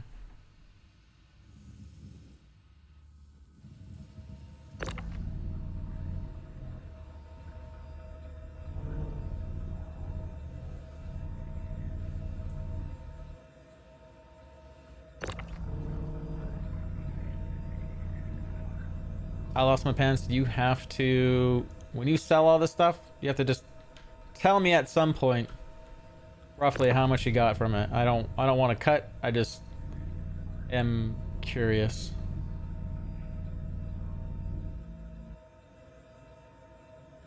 He's over there rubbing his gums. Like, man, you got them weevil eggs? Come on, man. he's just asleep. He's good. Can't do anything for the rest of the game.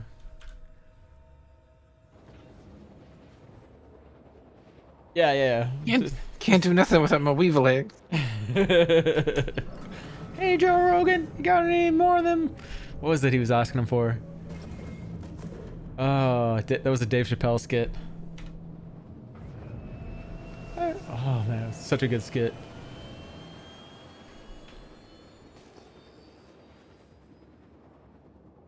Joe Rogan be trying some shit he shouldn't be trying on, the internet. Oh?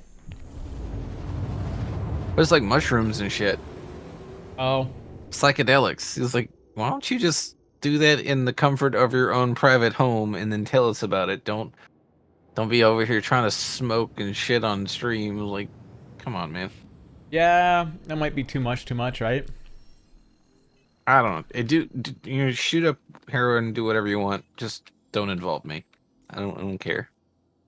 I heard a funny comment from a comedian about that dirty drug, and it was terrible, but I get it. And it was basically like, was normalizing it, in my opinion. No, it's not what he's doing. He's saying, like, he was talking about the person, like an example of a person doing it, and it was basically like, I used to like that person, but now they're not the same person. So I'm kind of like, I'm sad that they're gone, but I'm not gonna miss what they turned into.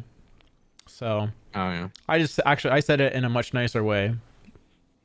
He said it in a more mean, comical way, but Xenothreat still running? I hope not. It wasn't is supposed to be. It is.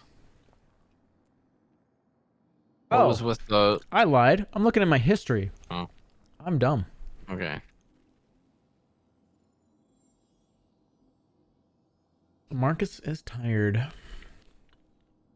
Is what's happening. Come rest your head on my lap and massage No. my ankles. Whisper sweet nothings about the Way coin in my ear. Yeah. And liquidity this and Did I staking tell you this about and the that Taco and, Tuesday? Oh my and the God. Taco Tuesday. Yeah, Taco Tuesday tripled in value. Did it? Yeah. You threw in how much in liquidity? $800. And is that... And the stake, what's going on with the staking? It's putting transactions on there, so it's burning. And so we're getting a high use rate, right? So I'm getting rewards from my staking. I'm getting rewards from the liquidity pool itself. Right. And then it's also increasing in value at the same time. So people are... It's not bots buying it. It's people are noticing it and buying it? You think? Some are, yeah. Yeah. Some at random, I'm not sure about this one dude. He'll come out of nowhere. He'll buy $30 and then immediately sell it. Like, it's like, oh, I didn't mean to do that. Like, what are you even doing, bro? And then he'll come back a month later, do the same thing. It's like the same address. It seems like that seems like bot like material or yeah. Interaction. Maybe. If it is, screw it. He's losing money. Oh, really? Yeah, he takes a loss every time. Because, the price fluctuates on Solana every day, right? Up and down. And so the price is based off of liquidity-based Solana. So every time Solana's up, the coin's price is up, just like every other token that exists on the Solana chain. Right, So... And especially with the fees, don't buy stuff just to immediately sell it. That's ridiculous. Well, how quick are the transactions? Like, is he buying, selling right away? Apart. Sorry, 6 hours? I think 6 hours apart. That's not enough time in any crypto. Yeah. Well, it is and it isn't, right? Throughout the day, Bitcoin, like specifically about Bitcoin, has $800 in fluctuation. If we're talking about like a full 24-hour cycle. Yeah. So it could be just at the start of that 24-hour cycle, you make a quick $15 and you're out. Maybe. Yeah. I've done that, especially on some small coins. I had one day where I spent $200 on this coin called Wally the Whale. Yeah. On Solana. Yeah. And I made a quick $400 and I was out. I was like, sold. Nice. So it's like that kind of crap can happen in a 3-hour period.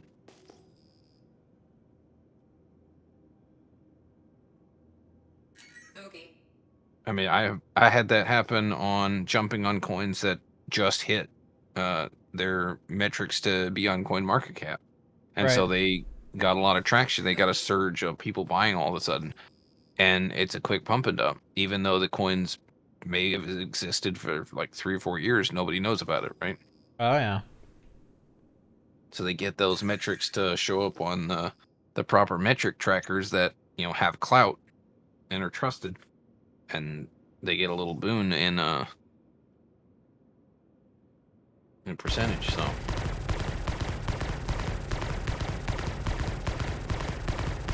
It's like that, the Win token. I mined $3 of the Win token on Unminable, and it turned into $80 over a weekend. So, if whoever was mining a lot of the Win, and getting paid for it, right, on Solana, made an absolute killing. Yeah.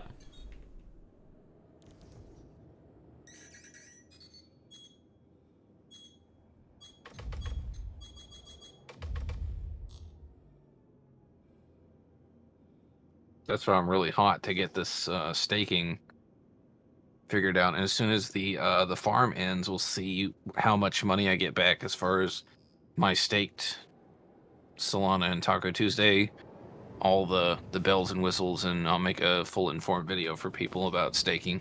Yeah. The Way coin. I don't know how that's gonna happen. It'll get probably lots of hits on YouTube. I don't give a shit about that. It's about the community. Oh, but I'm just saying for a fact, you'll probably get a lot of interest, is more what I'm saying. Oh. Well, we'll probably have to put it on your channel then. We can do that.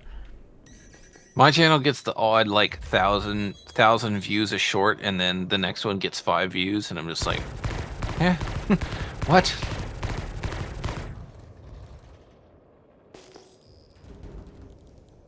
Damn, look at those hits getting scored.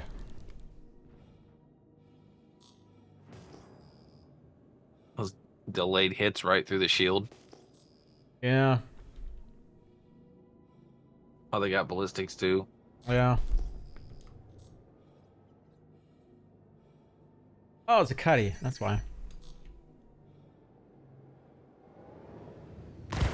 Just trying to get them out of the asteroid belt because I'm not up for smashing into the rocks. Do it. Be a man. Smash into stuff.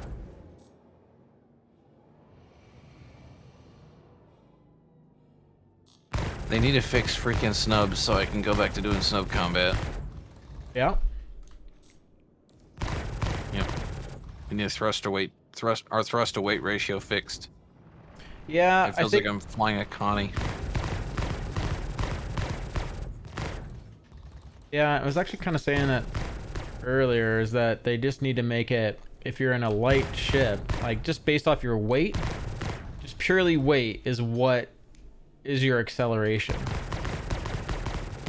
And then, sorry, to add to that, and then in ratio to the size of your engines, your main engines.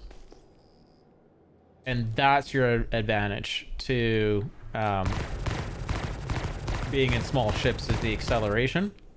And they should make it all ships can get up to the same speed, but you can only get there so fast. So like the Starfarer should take way longer than it does to get up to that speed, and also slow down. And then when these ships start carrying cargo, that would have to, you know, get slower again. Yeah. I just wish it wasn't so painful every time they try to execute something like that. They miss the mark so hard. Yeah. It just makes us not want to play anymore.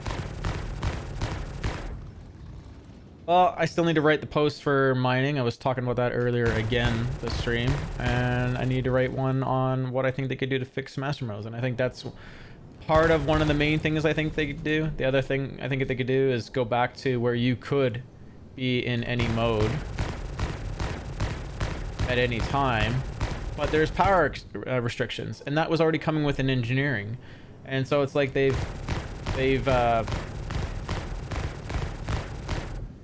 going against some of their gameplay, and sorry, the power triangle actually even adds to that. Like, they're going against things that they've added, and it's almost, it reminds me of mining, where they brought in the mining gadgets, and then because the prospectors were weak, and then because of the mining gadgets, the prospectors were too good, so then they're nerfing the prospectors.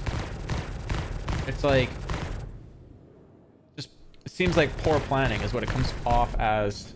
That should be an explosion. What the heck? Man, I was not expecting to see that ship do that. Oh, you can't park there. Like, that just, was that just poor reaction by me, or was that crazy quick? Yeah, I think he's... Oh, whoa! Okay, so there's desync happening. That's what's happening. Yeah. I think. Jeez. Yep, that's positional desync.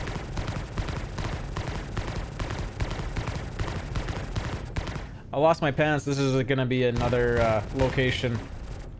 We're way out of, like, we're not in Atmos, so come get the free loots.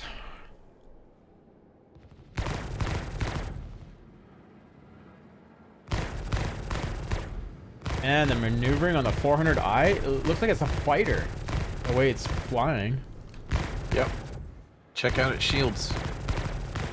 Yeah, they're going this down, thing has but... got ridiculous shields. Yeah, I remember. It's got, is it 4? Size 2s?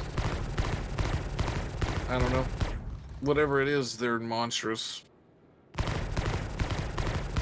It's too much HP, and with the desync, especially if it's bad desync, you can't ever make progress on the shield. Yeah. It's a 40-minute fight for no reason.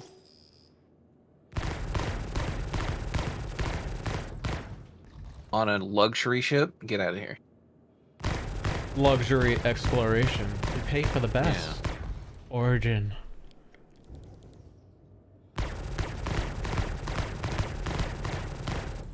So I got pending yield on the farm, $2.43.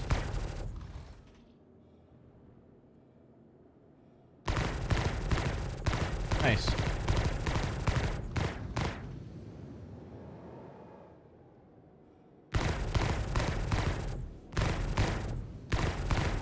No, that's my stake. Sorry.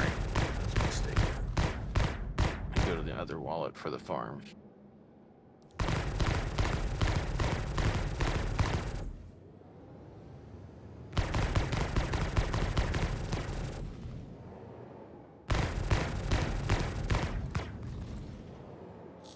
I got 3 quadrants down on it.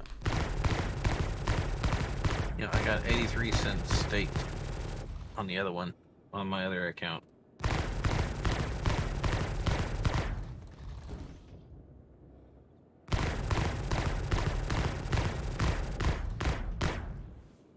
But I'm getting the X-Otter and the Solanas at the same time. Oh, at least your money's doing something instead of just sitting there now. Yeah, I'm excited. Traction on both of my coins at the same time, utilizing staking.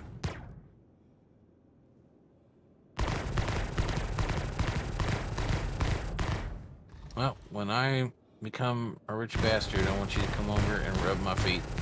Rub your feet. I will leave the door open for you. It's terrible. Well, yeah, depending on how good you do at rubbing my feet, you know, couldn't be bad. Dude. Speaking of rich bastards, man, I was working in an area and like the main houses in the area, like they're just from like 20 years ago. A house like that would have been 300,000 and now they're like $1 million. Yeah, run down, they're $1 million. Oh, this is brand new. Oh yeah, I've seen some of those posts online. I think I can't remember what people are trying to charge now. I can't remember what state it was in. They showed like a $3 million mansion, what it looked like, and then a $3 million house in the other area, like in the really expensive area, and it's just a little cube from like 1940 or something. Yeah.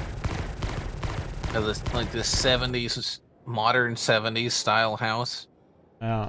$1 million, green tile in the kitchen. Not even that. Like no. Pre-war, no. Maybe. Asbestos in every single nook and cranny of the house. They still want $1 million. Yeah.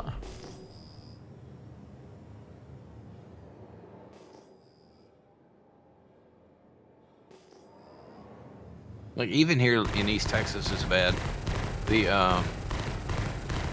I did this house for this elderly lady who she lives in an oil town, right? So it's primarily oil concentrated back, you know, in the day before color TV, and all the money's kind of left, right? So there's still this giant town built around it with virtually no money or large industry around. Yeah. But there's a bunch of people still living there. So this house is ancient. So she's got asbestos wrapped pipes. First time I've ever actually seen it in a home. And her property is worth like $600,000. Yeah. For like a 3-bedroom, 2-bath shit shack. Just dilapidated. 600 grand. Just outrageous. Yeah. The other thing I heard the other day was that right now there's a bunch of gifting happening from parents up here, and it seems like the median gift of money is $117K so that kids can buy a house. Yeah, that's bad. Oh, it's terrible. We Like, can't even get a loan from the bank, and yeah, it's not a credit thing; it's a affordability thing. yeah. Banks aren't lending to first-time home buyers. Oh, I mean, there's been several streamers. We've talked about this before on stream where there's some other streamers that did the math and they're like, I have perfect credit. I make this amount of money. And if I was to go mortgage the current home I'm mortgaging, I couldn't afford it and I wouldn't get approved. Mm. And that's a problem. Yeah. Yeah. Anyways, I'm not sure if you're headed over to this one. Was there any big ship? This is Starfare. I could go check it for cargo if you want, but you're making your money.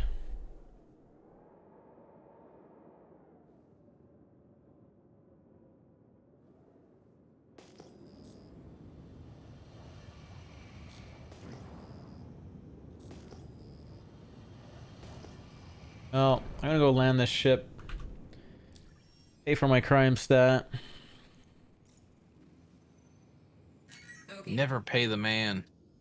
Just go to jail. Make him pay for it. Like, make him pay you for it. Unless there's more weevil legs, you'll probably pass. You know, I could go check the Starfare real quick. I think that was the miss. Cutlass.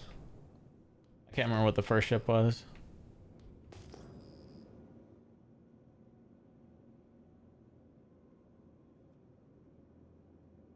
So the problem when I start a farm, I can only add another reward token. I can't change the date.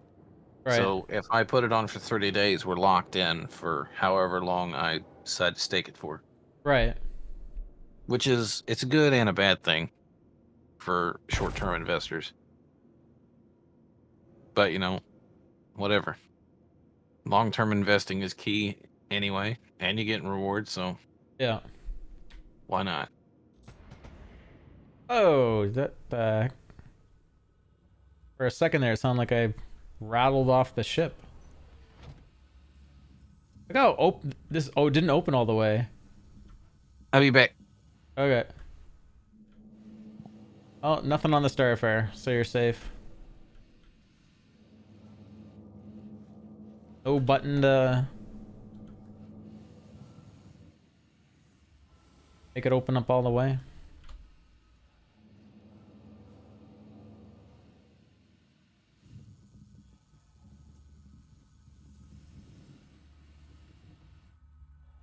It's hilarious. What have we done all stream? 3 bounties. What did we do? Drag them all out to ammo. Except for this one was already out.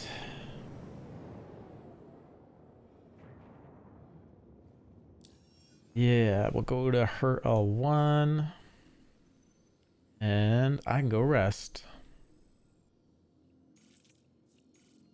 Got a long weekend here. And they didn't request any overtime over the weekend, so actually gonna have a full weekend. And I feel like it's overdue. Who's this? A Buccaneer? Aging security. Okay.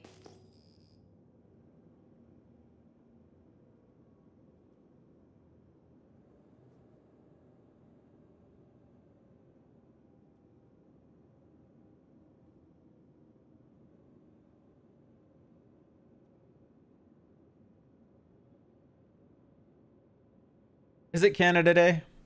Need some fireworks.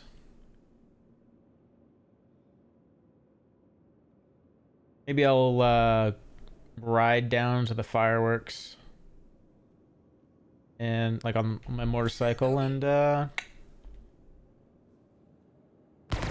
some videos of it. I don't know. Hi.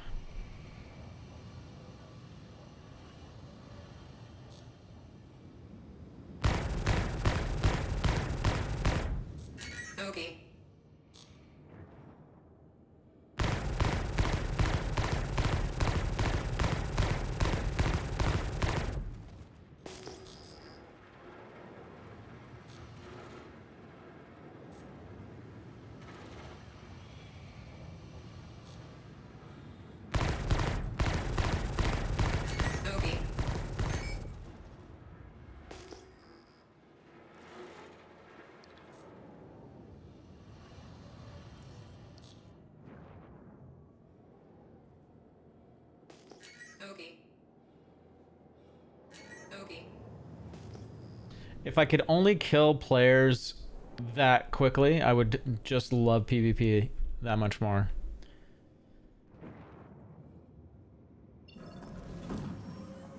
I wish I was that good.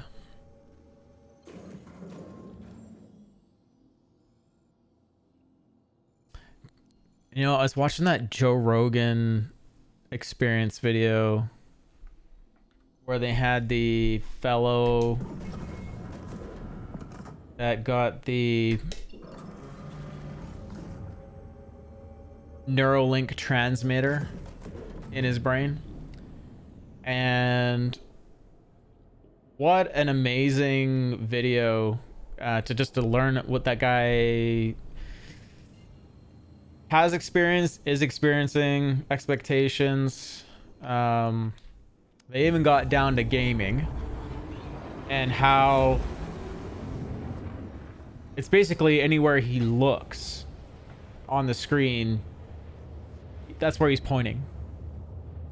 So he's deadly accurate to the point where he felt like it would be unfair if he entered into any sort of competition, because how can you be faster than how fast someone is thinking? Because all us players, we got to have that nerve signal come from the brain, realize what we're doing, come down the brain, down our arm to the finger, fire back up, let it know what's going on with the finger. Like, it's just nuts. Like, can you imagine just look at something and say shoot, shoot, shoot, just like in your head you're saying it, and it's quicker for you to think of it to even say it. That's crazy.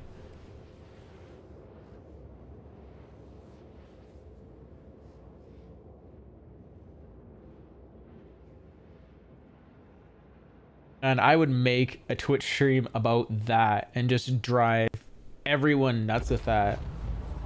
Like, I'd go find Dr. Disrespect and all those guys, and I would just hunt around for people like that and just, not to stream snipe, but to like legit engage and just let them know that that's what's happening, so they get to like experience it. It would be like, just their reaction would be amazing, because it would look like you're aimbotting. Like, everything would look perfect.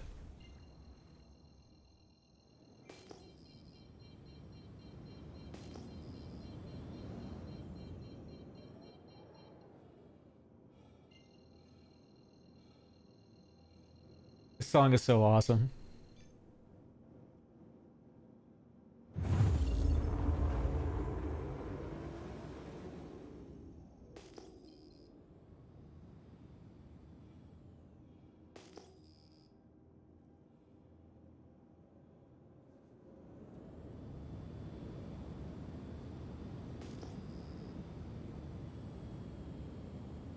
Yeah, I think even in that Joe Rogan thing, he said he was going to, or Joe was encouraging him to, Thank you. to do that. Please visit again.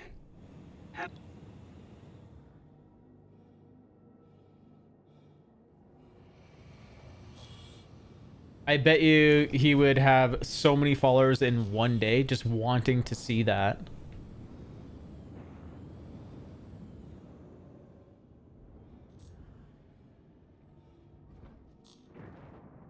Please proceed to assigned landing bay. There's also some other interesting scenarios where, like, Joe thought of some limitations and the guy was like, yeah, I guess I could sort of see that as a limitation, until I have a Tesla robot and I can just think what I want it to do, and it can like grab the Xbox game controller for me, and I just have to think of what I want to do, and the robot learns what I want to do eventually, and it's doing it perfectly all the time just by me thinking it.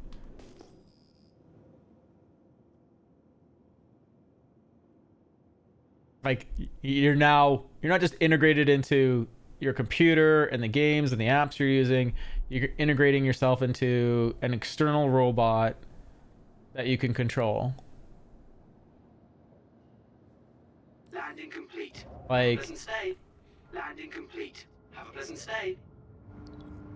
they've also talked about how they're able to project things to these monkeys, like project and make them think they're seeing something, and getting the same brainwave signal, basically telling them that the monkey saw it. So just imagine you have Neuralink, you can control your Tesla robot just by thinking of something you want to do, and you're like, I want to go, can you imagine this? I want to go food shopping, and the computer is relaying what the robot is seeing. So now you've lost your vision to what's happening in front of you, and it's being replaced with whatever the robot is seeing, or maybe it's overlaid somehow. And now you're walking down the street to the supermarket to get your groceries because you can't move because you're actually crippled. Or make dinner, or like find the remote that's lost in the room, or wait, I don't need to because I can just see the TV either on the back of my eyeballs, or I can think it and the TV turns on. So crazy where it's going. And this is just Gen 1 stuff. And apparently before he had his, that was like, he said it'd been through probably like a like 1,200 iterations before they installed the variant that he got.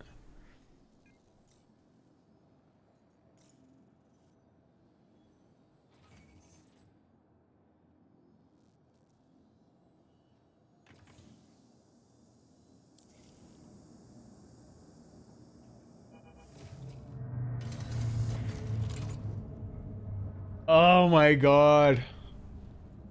See, that's where that's the kind of stuff where things that can be exploited like that's where government needs to get involved, and not also take advantage of it, but also make it like highly illegal to things like that. What was that movie that had Roddy Piper in it, where he found a pair of glasses and then he could see these aliens that were living around them, and all the billboards that had like what looked like normal sunglasses actually had like invisible words.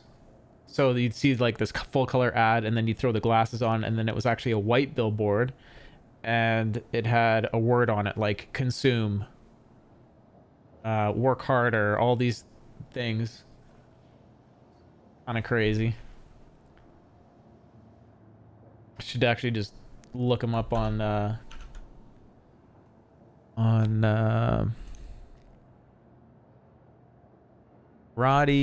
Rod. Yeah, professional wrestler and actor, and passed in 2015 at 61. Crazy. They Live is the movie. If anyone's wondering what the heck I'm talking about, who Roddy Piper is. It has like one of the like longest fight scenes, like I think ever. Like, and they were going pretty hard on it. Anyways, I digress.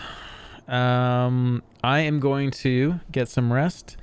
It is my bedtime. And here come the end credits. You've seen that fight scene? Yeah, it was long. So again, thank you for everyone for watching and supporting. Our giveaway is tomorrow at 9 p.m. Mountain Time. You'll want to be here up to an hour early to get your tickets in. You do have to be here to get your tickets in and to claim. If you need to know what my current time in is, it is 9:49 p.m. right now.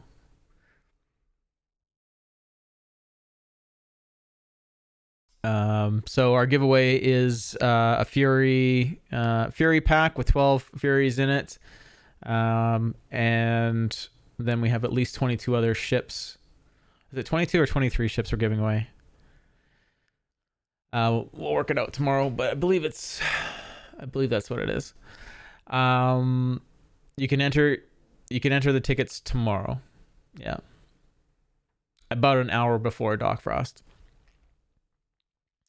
And it's a really simple command.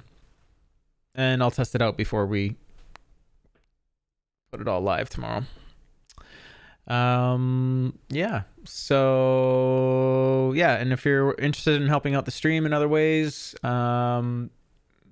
do sell ships on shiphanger.com. It is my own website. You can also set yourself up as vendors if you like. And if you have any questions about that, you can always get me on Discord. Make sure you guys, if you're new to the stream and you're not aware, I do run the stream 24/7, and we earn ad revenue through the Twitch ads. That's what pays for the giveaways. That's why they're so big. So it's basically you guys supporting the giveaway. Yeah. So again, what else? So we got Shiphanger, and we also got the Way coin. It's on pre-sale. It's a Solana token. So if you're into crypto, go to thewaycoin.com, and we're going to 100,000 liquidity, and then launching it is what we're aiming for. And then we'll do a mining pool as well. If you're looking for an org, !org. And yeah, thank you everyone for watching. We're gonna go over to the verse, and again, the stream does run 24/7. Giveaways tomorrow, 9 p.m. Mountain Time. I'll see you guys there. Rest up.